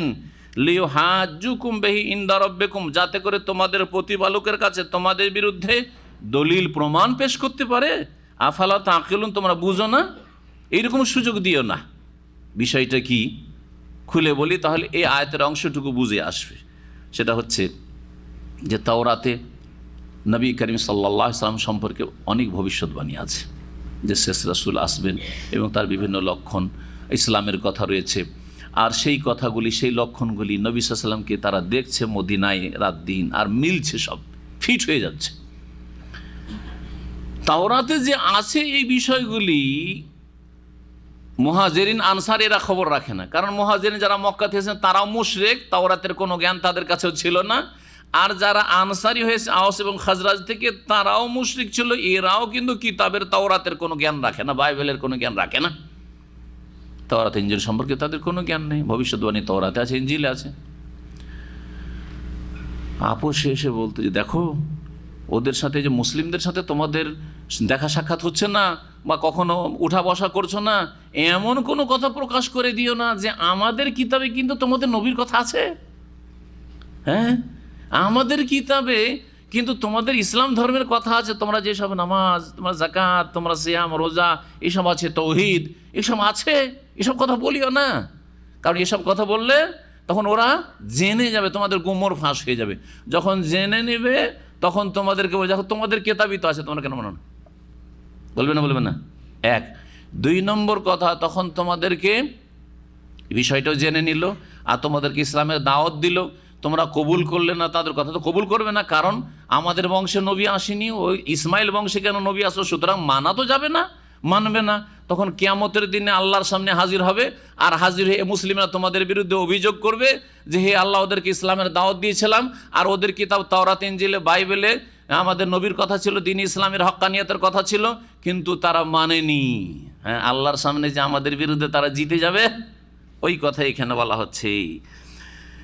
যখন তারা নির্জনে মিলিত হইতো ইহুদির সাথে, কালু তখন তারা বলতো আতুহাদ্দিসুনাহুম বিমা ফাতাহাল্লাহু আলাইকুম, তোমরা কি তাদের সামনে এমন কথা বর্ণনা করছো যা দিয়ে তোমাদেরকে বিজয় দান করেছেন, মানে তোমাদেরকে এলেম দিয়েছেন তাওরাত ইনজিলের, লিয়ুহাজ্জুকুম বিহি ইনদা রাব্বিকুম, যাতে করে সেই কথাগুলি জেনে মুসলিমরা তোমাদের প্রতিপালক আল্লাহর কাছে বিচার দিবসে তোমাদের বিরুদ্ধে দলিল পেশ করতে পারে যে আল্লাহ এরা তো জানতো, এদের কেতাবে ছিল এইসব ইসলামের কথা, কিন্তু এরা মানেনি। আফালা তাকিলুন, বিষয়টাকে বুঝো না, লুকিয়ে রাখিও, গোপন রাখিও, বলিও না। এই কাজটি হিন্দুদের মধ্যে ব্রাহ্মণরা করেছে, হিন্দুদের মধ্যে ব্রাহ্মণরা করেছে।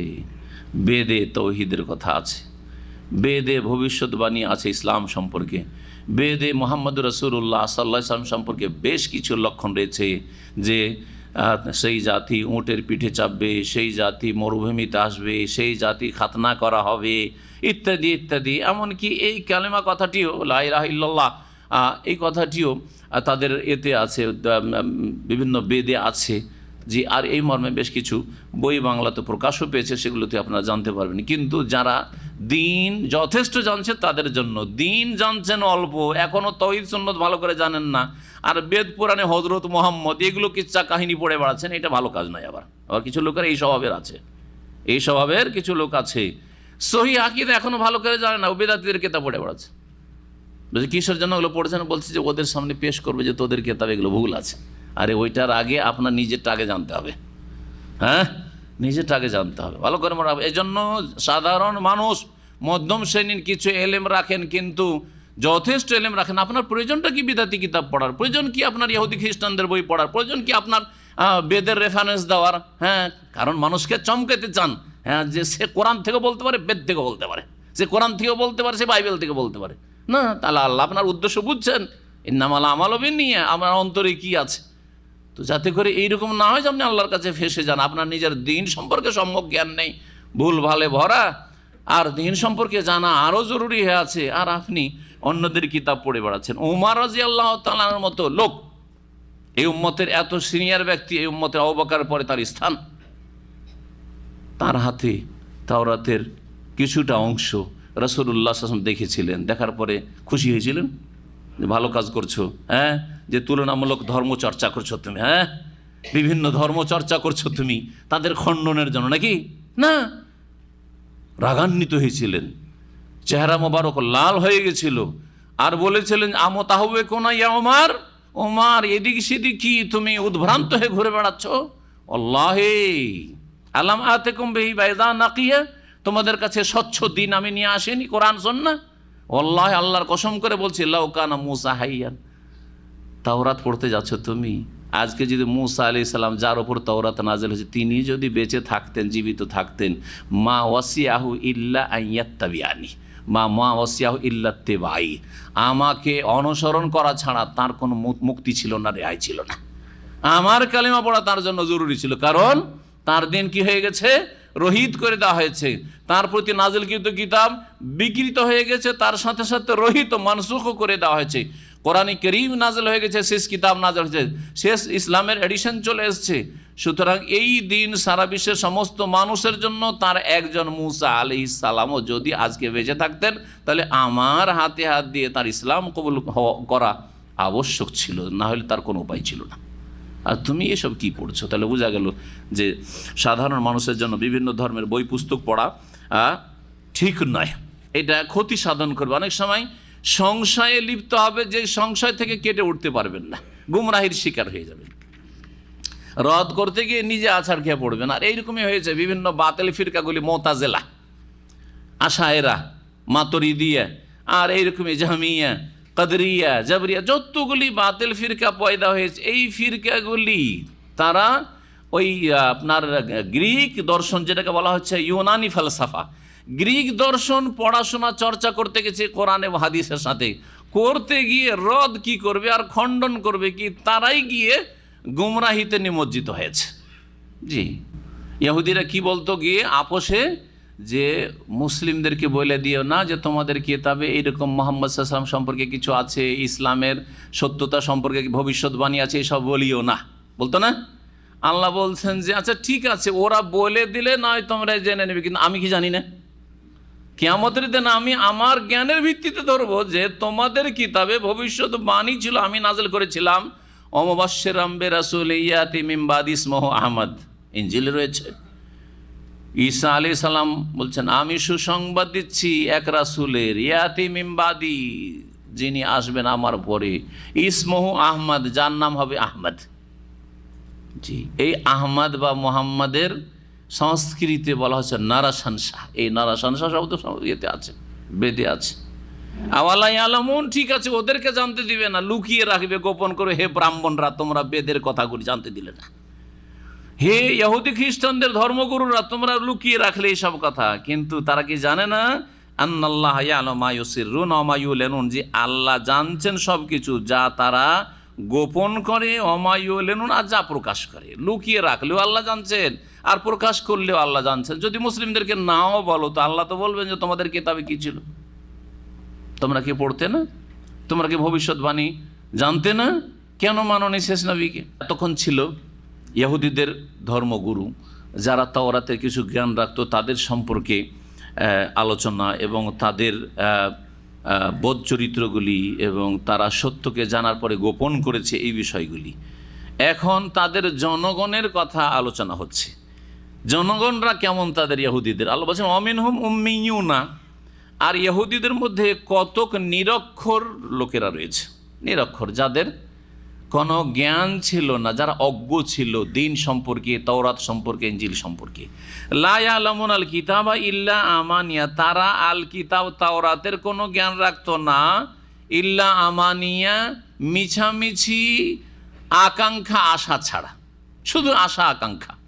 অমনিয়তনের বহু বচন হচ্ছে আমানিয়া, বড় বড় আশা আকাঙ্ক্ষা। কি আশা আকাঙ্ক্ষা? আমরা ছাড়া কেউ জান্নাতে যাবে না, এটা বড় আকাঙ্ক্ষা। লাইয়াদখুলাল জান্নাতা ইল্লা মান কানা হুদান আও নাসারা, ইহুদিরা বলতো যে যারা ইহুদি তারা শুধু জান্নাত যাবে, আর কেউ জান্নাত যাবে না। খ্রিস্টানরা বলতো যে না, তোমরা না, খ্রিস্টান ছাড়া, নাসারা ছাড়া কেউ জান্নাতে যাবে না, ঠিক না? তাই যদি আমাদের সমাজে হয়, বিভিন্ন যত বেদাতি ফিরকা দেবে তত বড় জান্নাতকে বরাদ্দকারী তারা। জি, যারা সবচেয়ে বেশি মাজার পূজা করে, শিরক বেদাতে লিপ্ত, তারা বলে আমরাই মুসলিম, বাকি সব হচ্ছে কাফের। কারণ এরা রসুলের সাথে বেয়াদবি করে, দলিল খুঁজলে রসুলের সাথে বেয়াদবি। এক আল্লাহকে সেজদা করতে বলে, তাহলে বেয়াদবি করে দিল। নবীকে কেন সেজদা করতে নিষেধ করলেন আপনি? সেজদার তাজিমি কেন নিষেধ করলেন? ওলিয়া আউলিয়ার কবরকে সেজদা করতে কেন নিষেধ করলেন? আপনি বেয়াদব হয়ে গেলেন। সুতরাং ইসলাম থেকে খারিজ, সব খারিজ, খারিজ, খারিজ। জি, দেখা গেছে জান্নাত নিজের জন্য খাস করে নেওয়া, এটা হচ্ছে উচ্চ আকাঙ্ক্ষা। আকাঙ্ক্ষা আশা কোনো কাজে আসবে না যদি সে অনুযায়ী আমল আকীদা না হয়। ওমিনহুম উম্মিয়ুনা, এই ইহুদিদের মধ্যে কত নিরক্ষর রয়েছে, লা ইয়ালামুনাল কিতাবা ইল্লা আমানিয়া, তারা মিথ্যা আশা আকাঙ্ক্ষা ছাড়া কিতাবের কোনো জ্ঞান রাখে না। ওয়াইনহুম ইল্লা ইয়াযুন্নুন, তারা শুধু ধারণা ভিত্তিক অনুমান ভিত্তিক কথা বলে, তাদের ধারণা মাত্র, অনুমান করে কথা বলা। দেখেন আজকাল অধিকাংশ মানুষ কিন্তু অনুমান ভিত্তিক কথা বলে। একটা ফতোয়ার বিষয় উঠে যাক, দেখবেন কেউ কিন্তু চুপ থাকবে না। আর আপনারা নিজের ভাষাভাষীর যদি চায়ের দোকানে বসে যান, সকালবেলা দেশে চায়ের দোকানে লোক ভিড় ভাড় করে বসে, সন্ধ্যাবেলা বসে শুধু চুপচাপ শুনবেন, দেখবেন কি মন্তব্য, রাজনৈতিক মন্তব্য চলছে, মনে হচ্ছে সবাই রাজনীতিবিদ। হ্যাঁ, সবাই হচ্ছে পলিটিশিয়ান, যথেষ্ট বুঝছে রাজনীতি। আবার যখন সামাজিক কোনো আলোচনা চলছে, সামাজিক বিচার, সবচাইতে পণ্ডিত মনে হচ্ছে সমাজবিদ, হ্যাঁ, সমাজ বিজ্ঞানের বিজ্ঞানী এরা। তারপরে যখন ধর্মীয় মাসলা মাসাইল শুরু হইলো, তখন আরে বাপরে, ইসলাম মাদ্রাসায় পড়ার দরকারটা কি? এরাই এই চায়ের দোকানে এই যে চা খেতে এসছে, এরাই সবচেয়ে বেশি ইসলাম বুঝে। এখানে যে সিকো মার্কেট আছে, এখানে হোটেলে অনেক আগে 10-12 বছর থেকে হোটেল তো ভুলেই গেছি, তো যাই হোক 15 বছর আগে হবে হয়তো, মাঝে মধ্যে কখনো কেউ ডাকলে গিয়ে বসতাম আর চুপচাপ বসে বসে শুনতাম এক কোণাতে বসে। তো তখন তো অত লোক চিনতও না, 15 বছর আগে ধরেন, আর চুপচাপ তারপরে এক কোণা দিকে বসতাম, শুনছি একটা মাসলা ফতোয়া উঠে গেছে, সবাই মন্তব্য করছে। একজন বলছে এটা জায়েজ, আর একজন বলছে না, কেন জায়েজ হবে, আরেকজন বলছে না জায়েজ। এই শুরু করে দিল তর্ক, কারণ বাংলা ভাষী তর্কে বাহাদুর, কিন্তু যেটাই বলেন হক কথা একটা বলতে হবে। তর্কে কারণ বিচক্ষণ তো, বুদ্ধি বেশি, মাছ খায়, বুঝতে পারছেন। আর এটা এরা স্বীকার করে, উর্দু ভাষীরা মহিষ খাওয়া আর গরু খাওয়া লোকেরা স্বীকার করে। আমরা যখন পড়তাম বেনারস জামে সালাফিয়াতে, তখন আমাদেরকে বলতো যে তোমরা কিন্তু বাঙালি জাতি খুব ব্রেনি। কেন? বলছে তোমরা মাছলি খাতে हो না, হ্যাঁ, তোমার যে মাছ খাও না, তোমার ব্রেন বুদ্ধি খুব বেশি। আরে এমন এমন চালাক যে আপনাকে কেটে 2-3 করে দিবে, আপনি বুঝতে পারবেন না। ফতুয়া, সুবহানাল্লাহ। আমার সাথে এক ঘটনা এরকম, এখানে হাইউল বাদিয়ায় জোহরের নামাজ পড়ে মসজিদ থেকে বেরিয়েছি, আর তারপরে এক লোক আপনার লন্ড্রিতে, বাংলাদেশি, লন্ড্রি খুলছে, ভিতর থেকে এসে লন্ড্রি খুললো। তখন আমি বললাম যে ভাই নামাজটা পড়লেন? তো বলছে হ্যাঁ নামাজ পড়েছি। ভিতর থেকে আসলো কিন্তু, আর মসজিদে বেরিয়ে আমি আসলে ঢুকছি, এখন দরজা খুলছে ভিতর থেকে এসে, আর নামাজ পড়লেন? তো বলছে হ্যাঁ নামাজ পড়েছি। কোথায় নামাজ পড়লেন আপনি? মসজিদে যান নাই? বলছে না না, আমি ঘরেই পড়ি, ঘরে পড়েছি। তো আমি বললাম যে ঘরে নামাজ পড়া জায়েজ কি? তো বলছে হ্যাঁ অবশ্যই জায়েজ। জিজ্ঞাসা করছি আমি, আর ফতোয়া দিচ্ছে এই, হ্যাঁ, লন্ডির, হ্যাঁ, লন্ডির খাদেম ও মুফতি, কথা বুঝতে পেরেছেন, আর আমি মোস্তাফি, আমি ফতোয়া জিজ্ঞেস করছি জায়েজ। তো বলছে কেন জায়েজ হবে না? বলছে না ভাই এটা তো জায়েজ। বলছে কে বললো জায়েজ হবে না?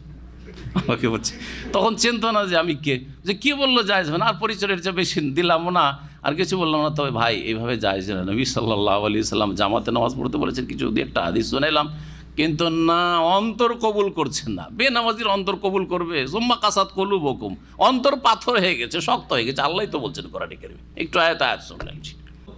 মূর্খ লোকদের অবস্থা হচ্ছে কি, না জেনে বেশি কথা বলা। লা ইয়ালামুনাল কিতাবা ইল্লা আমানি ওয়া ইন হুম ইল্লা ইয়াজুন্নুন, অনুমান ভিত্তিক কথা বলা। এই যে ফতোয়া অনুমান ভিত্তিক, এটা কি জন্য জায়েজ হবে না? যে পারছে মসজিদে পড়ছে, আর যে পারছে ঘরেই পড়ছে, কেন জায়েজ হবে না? অনুমানে ফতোয়া। জি, আল্লাহ কোরআনে কারিমে বলছেন ওয়া ইন হুম ইল্লা ইয়াজুন্নুন, ফাওয়াইলুল লিল্লাযিনা ইয়াকতুবুনাল কিতাবা বিআইদিহিম সুম্মা ইয়াকুলুনা হাযা মিন ইনদিল্লাহ। আল্লাহ বলছেন যে সুতরাং দুর্ভোগ, ওয়াইল মানে হচ্ছে সর্বনাশ, দুর্ভোগ, ধ্বংস। আর ওয়াইল নামক একটি জাহান্নাম রয়েছে, যেমন রিওয়ায়াত রয়েছে এই মর্মে। ওই সব লোকদের জন্য দুর্ভোগ রয়েছে, ওয়াইল নামক জাহান্নাম রয়েছে, সর্বনাশ রয়েছে দুনিয়া আখিরাতে, যারা ইয়াকতুবুনাল কিতাবা বিআইদিহিম, নিজের হাতে কিতাব লিখে। তাওরাত তখন তো আর প্রেস ছিল না, লিখত, তাওরাত লিখছে, ইনজিল লিখছে, কোরআনও লেখা হয়েছে, একেবারে হাতে লিখেছে। জি,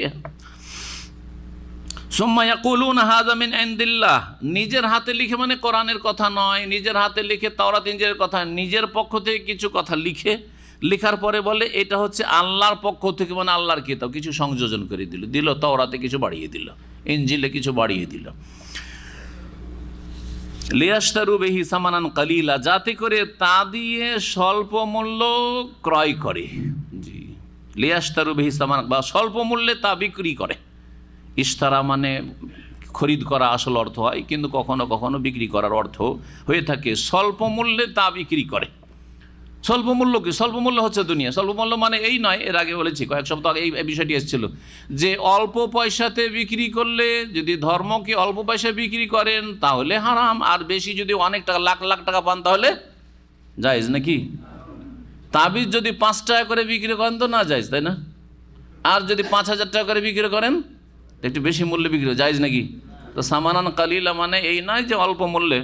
হ্যাঁ, এখানে অল্প মূল্য মানে দুনিয়া হচ্ছে অল্প মূল্য, আর আখেরাত হচ্ছে মূল্যবান, জি বেশি মূল্য। যারা আখেরাতকে সর্বনাশ করলো, দিনকে, ঈমান ইসলামকে সর্বনাশ করলো, যা মূল্যবান, দুনিয়ার বিনিময়ে দুনিয়া খরিদ করলো, বাছাই করলো, আর আখেরাতকে বিসর্জন দিল, ধর্মকে বিসর্জন দিল, তৌহিদকে বিসর্জন দিল, সুন্নাতকে বিসর্জন দিল, শিরক বিদআতে লিপ্ত হলো কিসের জন্য? দুনিয়ার গরজে। এই নয় যে কোরআন খানি যদি 500 টাকা করে এক খতম করেন তো হারাম, আর যদি 10,000 টাকা করে পার খতম তাহলে জায়েজ না। খতম কোরআন করবেন, নিজের জন্য খতম করেন, কিন্তু খতম করে ভাড়াইটা খতম করবেন, যে আপনার বাবার এক খতম করে দিচ্ছি এত টাকা, এগুলো হারাম। হারাম, সেটা কোটি কোটি টাকা তো যদি খতম করেন তবু হারাম। টাকা পয়সা নিয়ে খতম করা, কারণ কোরআন কারীম হচ্ছে ইবাদত। আচ্ছা বলি, যদি আপনার কেউ বলে, কোনো ধনী মানুষ, যে ভাই আমার তো মেলা টাকা আর নামাজ পড়ার সময় নেই, তো আমার নামাজগুলো আপনি পড়ে দিয়েন, কত টাকা লাগবে নিয়ে নিন আমার কাছে, চলবে নাকি? যে আপনার জন্য আজকে জোহর নামাজটা পড়ে দিয়েছি, 1 লাখ টাকা লাগবে, চলবে? তার যখন নামাজ চলবে না তো কোরআন খতম কি করে চলবে? নামাজ তো কারো বদলে পড়েন না টাকার বিনিময়ে, তো নামাজ যখন বদল চলে না, আবার কোরআনের তেলাওয়াত কি করে বদল চলতে পারে? আর আপনার ভাড়াইটা কি করে চলতে পারে যে পয়সার বিনিময়ে খতম চলছে? খতম বিক্রি করতে আসে কিন্তু রমজান মাসে, জানেন না? জানেন না?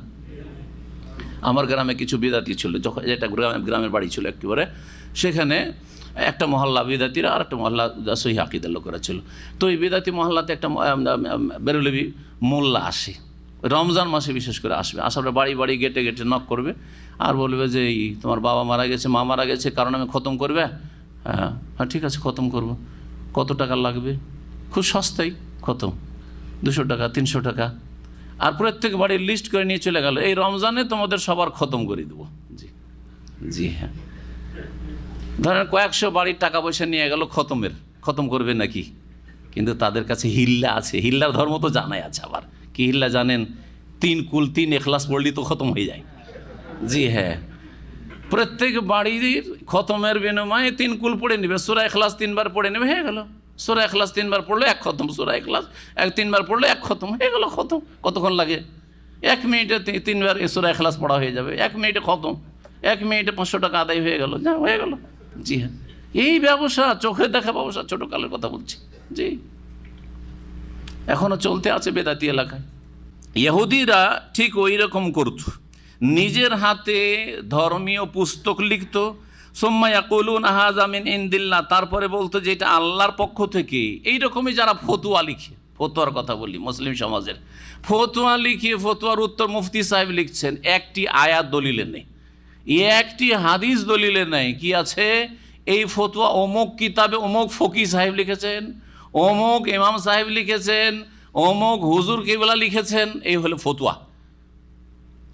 দেশে যে ফতোয়াগুলি আসে পত্রপত্রিকায়, দেখবেন 2টা তরিকা। ফতোয়া যদি সহি আকিদার আলেমদের ফতোয়া থাকে, তাহলে ফতোয়ার উত্তরে লেখা থাকবে যে এই ফতোয়ার দলিল কোরআনের অমুক আয়াত, যদি আয়াতে কোরআনে না থাকে তাহলে অমুক হাদিস, অমুক হাদিস, অমুক হাদিস। তারপরে আইম্মা কেরামদের উক্তি পেশ করে, ইমাম আবু হানিফা, শাফি, মালিক পেশ করেন। কিন্তু দলিল আয়াত অথবা দলিল মানুষের কথা নয়, দলিল ইমামের কথা, আলেমের কথা নয়, কার কথা? আল্লাহর কথা বা রাসূল সাল্লাল্লাহু আলাইহি ওয়াসাল্লামের কথা হইতে হবে। বোঝা গেছে কি না? এইটা হচ্ছে ফতোয়া দেওয়ার তরিকা। কিন্তু ফতোয়া একটি আয়াতও নেই, হাদিসও নেই, বরং তাদের এই বিশ্বাস যে জনগণকে আয়াত আর হাদিস জানার তাদের অধিকারও নেই, আর আমাদের বলারও দরকার নাই, বলবো না, তাদের চোখ খুলে যাবে। কি করতে হবে? তাদেরকে মুকাল্লিদ বানাইতে হবে। মুকাল্লিদ বানাইলে বলতে হবে অমুক কিতাবে অমুক হুজুর, অমুক কিতাবে অমুক কিবলা বলেছেন, অমুক কিতাবে অমুক ইমাম সাহেব বলেছেন, অমুক কিতাব অমুক ফাকি বলেছেন, অমুক আলেম বলেছেন, বাস এই দিয়ে ফতোয়া। জি, এই ফতোয়া কাজীখানে আছে, ফতোয়া বাজাজিয়াতে আছে, আর তারপরে বেকায়াতে আছে, তো হেদায়াতে আছে, তো কানজুদ দাকায়েকে আছে, আলমগিরিতে আছে, সামিয়াতে আছে, এগুলি ফতোয়ার তরিকা। বুঝতে পারছেন না? এইটাই তরিকা হওয়া উচিত, হ্যাঁ, যে মানুষের লেখা দিয়ে ফতোয়া দেওয়া, না কাল আল্লাহ কালার রসুল দিয়ে ফতোয়া দেওয়া উচিত ছিল? আল্লাহ এবং রসুল কি বলেছেন এই কথা বলা উচিত ছিল। বোঝার চেষ্টা করে আল্লাহ যারা বোঝার তৌফিক দান করেন, এবং আলেমদেরকে যেন আল্লাহ সংশোধন করার তৌফিক দান করেন। বলছেন যে এদের জন্য দুর্ভোগ, ওয়াইল নামক জাহান্নাম, যারা নিজের হাতে কিতাব লিখে তারপরে বলে এটা আল্লাহর পক্ষ থেকে, অথচ নিজের পক্ষ থেকে লিখা, কোনো দলিল না। লিয়াশতারু বিহি সামানান কালিলা, কেন এটা? যাতে করে স্বল্প মূল্যে তা বিক্রি করে, অর্থাৎ তারা ধর্মকে বিক্রি করলো, ফতোয়া দিল অল্প দুনিয়ার পয়সার লোভে। ফাওয়াইলুল লাহুম মিম্মা কাতাবাত আইদিহিম, সুতরাং তাদের জন্য দুর্ভোগ রয়েছে, সর্বনাশ রয়েছে। মিম্মা কাতাবাত আইদিহিম, ওই সবের কারণে যা তাদের হাত লিখেছে। ওয়াইলুল লাহুম মিম্মা ইয়াকসিবুন, আর যা তাদের হাত উপার্জন করেছে, লিখেছে, লিখার পরে যে বিনিময় উপার্জন করেছে, টাকা পয়সা দুনিয়ার স্বার্থ উপার্জন করেছে, তার জন্য তাদের জন্য দুর্ভোগ রয়েছে, সর্বনাশ রয়েছে, ওয়াইল নামক জাহান্নাম রয়েছে। তারপরে আয়াত নম্বর ৮০-তে মহান আল্লাহ ইরশাদ করছেন ইহুদিদের আর এক উচ্চ আকাঙ্ক্ষার কথা। ইহুদি যারা জনগণ, যারা নিরক্ষর, যারা মূর্খ, তারা বলতো যে আমরা কখনো জাহান্নামে যাব না, আর যদি ধরেই নিজে যেতে হবে তো খুব বেশি যদি থাকতেই হয় তো আমাদের জাতিকে 40 দিন, শুধু আমাদের জাতির মানে ইহুদি জাতির যারা জাহান্নামে যাবে তারাও কতদিন থাকবে? মাত্র 40 দিন থাকবে, তার বেশি জাহান্নামে থাকতেই পারে না। এটা তাদের দাবি ছিল। মদিনার ইহুদিরা নবী সাল্লাল্লাহু আলাইহি ওয়াসাল্লামের সাহাবায়ে কেরামদেরকে এরকম বলতো যে আমরা তো জাহান্নামে যাবই না, আর যদি যায়ও তো কতদিনের জন্য? 40 দিন। কেন 40 দিন? এই শাস্তি আবার হইতে পারে সম্ভাবনা কেন? বলছে আমাদের বাপদাদা পূর্বপুরুষ যে ভুল করেছিল, ওই 40 দিন মুসা আলাইহিস সালাম গেলেন তাওরাত নিতে, আর এদিকে 40 দিন ধরে ওরা গো পূজায় লিপ্ত হয়েছিল, গরু পূজা বাছুর পূজায় লিপ্ত হয়ে গেছিল। এই জন্য কি হবে? ওই শাস্তি 40 দিনের পেতে হইতে পারে। 40 দিন পূজা করেছো, 40 দিন জাহান্নামে চলো, আর বাকি সব পাপ মোচন। ইহুদি জাতি পৃথিবীতে সবচেয়ে বেশি সুদ খায়। জি, ইহুদি জাতি মুশরিক হয়ে গেছে, আল্লাহর পুত্র সাব্যস্ত করেছে, শেষ নবী মুহাম্মদ রাসূলুল্লাহ সাল্লাল্লাহু আলাইহি ওয়াসাল্লামের সাথে কুফরি করেছে, আম্বিয়া রসুলগণকে খুন করেছে। এখন পৃথিবীর মধ্যে সবচেয়ে বেশি সন্ত্রাস এবং খুনের কাজে লিপ্ত হচ্ছে ইহুদি জাতি। ফিলিস্তিনে জুলুম অত্যাচার চালায় ইহুদিরা, সেটাকে সন্ত্রাস বলা হয় না, তাদেরকে সন্ত্রাসী বলা হয় না। বার্মায় জালেম বুদ্ধিস্ট সরকার জুলুম অত্যাচার, সীমাহীন জুলুম অত্যাচার করছে আর করেছে, কিন্তু কখনো কোনো বিবেকবান শাসকের কাছে শোনা গেল না মুসলিমদের যে এটা হচ্ছে সন্ত্রাস। কিন্তু এই ঘটনায় এত বড় ঘটনা করা লাগবে না। একটা লোককে কোথাও যদি আঘাত করে দেয় কোনো মুসলিম, তাহলে এক সন্ত্রাসী ধরা পড়েছে। আজকাল সারা বিশ্বে এমন হয়েছে যে কোনো জায়গায় যদি পত্রপত্রিকাতে আসে বা প্রচার মাধ্যমে যে এক সন্ত্রাসী ধরা খেয়েছে, তার মানে তার অপর নাম হচ্ছে মুসলিম। আল্লাহ রাব্বুল আলামিন বলছেন ইহুদিদের কথা, ওয়াকালু, ইহুদিরা বলতো লান তামাসসানান নার ইল্লা আইয়ামাম মাদুদা, আমাদেরকে কোশ্চিন কালেও আগুন জাহান্নামের স্পর্শ করবে না, তবে মাত্র কয়েকদিন। আইয়ামাম মাদুদা, হাতে গণনাকৃত কয়েকদিন। কুল, হে নবী এদেরকে বলে দাও, এরা যে বলছে মাত্র কয়েকদিন জাহান্নামে যেতে হইতে পারে, এই সম্ভাবনা আছে। কুল আত্তাখাযতুম ইনদাল্লাহি আহাদান, তোমরা কি আল্লাহর সাথে কোনো চুক্তিতে আবদ্ধ হয়েছো? যে আল্লাহ তোমাদের সাথে একটা চুক্তি করেছেন যে মাত্র 40 দিন তোমাদের যেতে হইতে পারে জাহান্নামে, এই কথা আছে নাকি কোথাও? ফালা ইউখরিফাল্লাহু আহাদাহু, সুতরাং আল্লাহ এই চুক্তি কখনো ভঙ্গ করবেন না, এরকম কোনো সনদ দলিল তোমাদের কাছে আছে? আম তাকুলুনা আলাল্লাহি মা লা তা'লামুন, নাকি আল্লাহ সম্পর্কে এমন এমন কথা তোমরা বলছো যে সম্পর্কে তোমাদের কোনো জ্ঞান নেই, না জেনে কথা বলছো?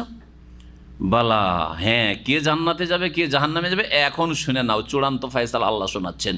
বালা, হ্যাঁ, এখন আসল কথা শোনো। মান কাসাবা সাইয়্যা, যে পাপ উপার্জন করলো, পাপে লিপ্ত হইল, ও আহাতাত বিহি খাতিয়াতু, এমন কি পাপ করতে করতে পাপ তাকে পরিবেষ্টন করে ফেললো, পাপে ঘিরে ফেলেছে। তাহলে বোঝা গেল যে একটা পাপে দুটো পাপে আল্লাহ ধরেন না। যদি আপনার ঈমান ঠিক থাকে, আমল ঠিক থাকে, ফরজ অজেব ঠিক আছে, আর একটা দুটো মাঝে মধ্যে পাপ হয়ে যাচ্ছে, তাহলে আযাব গজব ঘিরে নিবে না? জাহান্নামে যেতে হবে না, মেলা কাফারার ব্যবস্থা আছে, গুনার মোচনের ব্যবস্থা আছে। তাই আল্লাহ বলছেন যে হ্যাঁ, যে পাপ উপার্জন করলো আহাতাত বিহি খাতিও, পাপ করতে করতে তাকে কি করেছে, পাপে ঘিরে ফেলেছে, পাপের পরিবেষ্টনীতে চলে এসছে। ফাউলাইকা আসহাবুন নার, তারাই হচ্ছে জাহান্নামের অধিবাসী। হুম ফিহা খালিদুন, সেখানে তারা চিরকাল বসবাস করবে। এটা হলো জাহান্নামী কারা, তাদের পাপ করেছে আর করতে আছে করতে আছে করতে আছে, এমনকি পাপ চারিদিক থেকে তাকে ঘিরে ফেলেছে। এই পাপের বেষ্টনী থেকে সে বেরোতে পারলো না, মানে তওবা থেকে করে মুক্ত হইল না, সে সংশোধনের জীবন গড়তে পারলো না, তাহলে জাহান্নামে যেতে হবে। ওই অবস্থায় মারা গেল, চারিদিকে পাপ ঘিরে আছে, ওই অবস্থায় মালাকুল মউত এসে নিয়ে গেল, তাহলে জাহান্নামে যেতে হবে।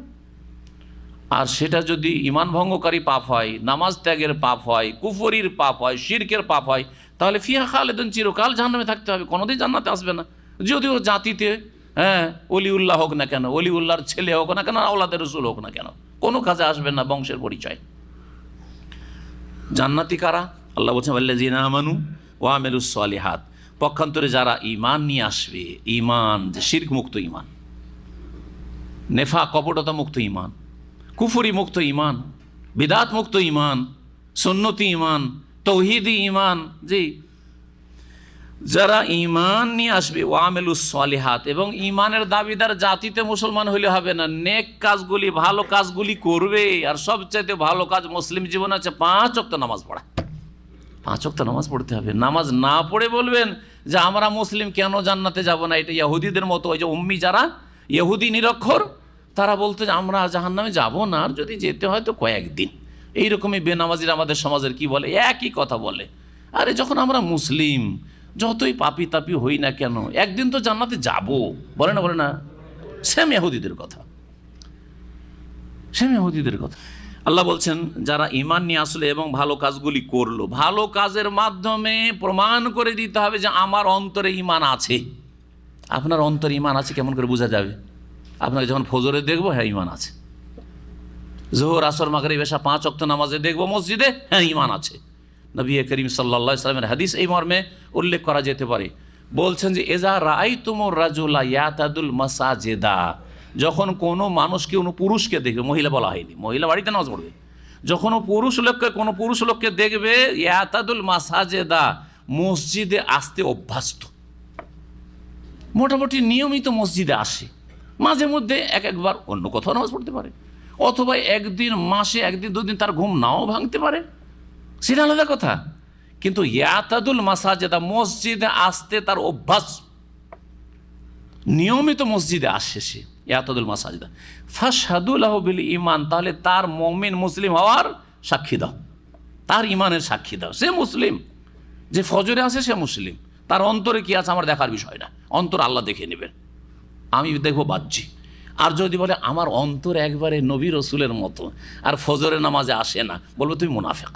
তারপরে দেখেন আল্লাহ বলছেন যে যারা ঈমান নিয়ে আসলো আর ভালো কাজগুলি করলো, ভালো কাজ 2 রকম, ইতিবাচক আর নেতিবাচক। ভালো কাজ হচ্ছে 2 রকম, ফরজ অজেব আদায় করা কমপক্ষে, আর হারাম নাজায়েজ কাবিরা গুনাহ থেকে বেঁচে থাকা কমপক্ষে, এটা হচ্ছে ভালো কাজ। তাহলে যেমন আপনাকে 5 ওয়াক্ত নামাজ পড়তে হবে, তেমন আপনাকে জেনা থেকে বাঁচতে হবে, হারাম রুজি থেকে বাঁচতে হবে, সুদ ঘুষ বেঈমানি আত্মসাৎ থেকে বাঁচতে হবে, চুগলখড়ি থেকে বাঁচতে হবে, গীবত থেকে বাঁচতে হবে, যে কোনো কাবিরা গোনা থেকে বাঁচতে হবে আপনাকে। জি, ইজাজতুনিবাতিল কাবায়ের, কাবিরা গোনা থেকে বাঁচেন, তাহলে 5 ওয়াক্ত নামাজ কাজে আসবে, তাহলে জুমা কাজে আসবে, তাহলে রমজান মাসের রোজা কাজে আসবে। নবী করিম সাল্লাল্লাহু আলাইহি ওয়াসাল্লাম বলেছেন আসসালাওয়াতুল খামসু ওয়াল জুমআতু ইলাল জুমআতি ওয়া রমাদানু ইলা রমাদানা মুকাফফিরাতুল লিমা বাইনাহুন্না ইজাজতুনিবাতিল কাবায়ের, কাবিরা থেকে বাঁচেন, তাহলে বোঝা গেল যে আমল, করাটাও আমল, ভালো কাজ করাটা ভালো আমল, আর মন্দ কাজ থেকে বেঁচে থাকা হচ্ছে ভালো আমল। একটা লোককে কোনো দিন তাকে মিথ্যা কথা বলতে দেখেন না, তাহলে বলবেন না যে ছেলেটা ভালো বা লোকটা ভালো, ঠিক না? জি। তো আল্লাহ বলছেন যে যারা ঈমান নিয়ে আসলো এবং ভালো কাজগুলি করলো, উলাইকা আসহাবুল জান্নাহ, ওরাই হচ্ছে জান্নাতের অধিবাসী, হুম ফিহা খালিদুন, তারা সেখানে চিরকাল বসবাস করবে, চিরকাল জান্নাতে থাকবে। জান্নাতে যাওয়া সহজ, চেষ্টা করলে ঈমান ভালো করেন আর আমল ভালো করেন। ঈমান আর আমল, ঈমান আমল, ঈমান আমল যখন নিজের ভালো হইলো, এর সাথে সূরা আসরের শেষ অংশটা মিলিয়ে দিবেন। আল্লাহ কি বলছেন? ওয়াল আসর ইন্নাল ইনসানা লাফি খুসর, মানুষ কিন্তু সবাই ক্ষতিগ্রস্ত, ইল্লাল্লাযিনা আমানু, তবে ঈমান যার ঠিক হয়েছে আর ওয়ামিলুস সলিহাত, ভালো কাজগুলি করেছে। 3 নম্বর ওয়াতাওয়াসাউ বিল হাক্কি, নিজে যখন ভালো কাজ করলেন, আপনার স্ত্রী, আপনার ছেলে মেয়ে, আপনার আত্মীয় স্বজন, তাদেরকে ভালো কাজ করাইতে হবে। যার ওপর আপনি চাপ সৃষ্টি করতে পারবেন, ফোর্স করতে পারবেন, ফোর্স করতে হবে, বাধ্য করে করতে হবে। স্ত্রী নামাজ পড়বেন আর চলবে, বাড়িতে রাখা না চলবে না। ছেলে মেয়ে সংসার রাখবেন, বাই ফোর্স নামাজ পড়াইতে হবে, দিন পালন করাইতে হবে। কিন্তু গ্রামের লোক মুখে মুখে বলবেন তাদেরকে, ফোর্স না। সেখানে বাপ মায়ের ওপর জবরদস্তি করবেন না, জবরদস্তি করা যাবে না, মুখে নসিহত করতে হবে, উপদেশ দিতে হবে। জি, 3টি যে স্তর রয়েছে অন্যায়ের প্রতিবাদের, সেগুলির খেয়াল রাখতে হবে যে কোনটা আপনি পারছেন। ওপরেরটা পারলে নিচে নামা যাবে না, মাঝেরটা পারলে তার নিচে নামা যাবে না। আপনি মানুষকে বলতে পারবেন গ্রামের লোকের নামাজের কথা, জীবনে বলছেন না। আর আপনাকে যদি জিজ্ঞেস করে যে ভাই গ্রামবাসী আপনার নামাজ পড়ছেন না, আপনি একা একা নামাজ পড়ছেন, কাউকে বলছেন না। ছেলেরা আপনার নামাজ পড়তে আসে না একটা, কাউকে বলছেন না, আরে ওদেরকে আমি ঘৃণা করি, চলবে? আপনার ছেলেরাকে শুধু ঘৃণা করি বেনামাজিকে বলে ক্ষান্ত হলে চলবে? নাজাত পাবেন না। আপনি কি করতে হবে? মুখে বলতে হবে। সাবালক ছেলে, গায়ে হাত দিতে পারবেন না, মারতে পারবেন না, হয়তো মুখে বলতে হবে। বাড়ি থেকে তো দাঁড়াইতে পারবেন না আপনি, না আমি খেতে দেবো না বাড়িতে, পারবেন না? পারবেন না। সেটা যদি না পারেন তখন সেটা আলাদা কথা, কেন পারবেন না? আপনার নামে সব কিছু আছে। এই জন্য বেঁচে থাকাকালীন ছেলে মেয়েদেরকে জমি ধন সম্পদ লিখে দেওয়া যায় না, ভালো করে চলে গ্রস্ত হয়েছে। কারণ সেখানে ছেলে মেয়েদের কাছে পঙ্গু হয়ে গেছে, বাপের নামে জমি জায়গা না, এ তো খেজুরের আঁঠি চুষে সাফ হয়ে গেছে, চুষা হয়ে গেছে। ছোট থেকে চুষতে চুষতে শেষখানে জমি জায়গাও লিখে নিয়ে নিয়েছি, খেতেও দিবে না বুড়ো বাপ মাকে, আর তারপরে নামাজের কথা দিনের কথা বললেও শুনবে না, পাবো কি এদের কাছে, চুষা হয়ে গেছে।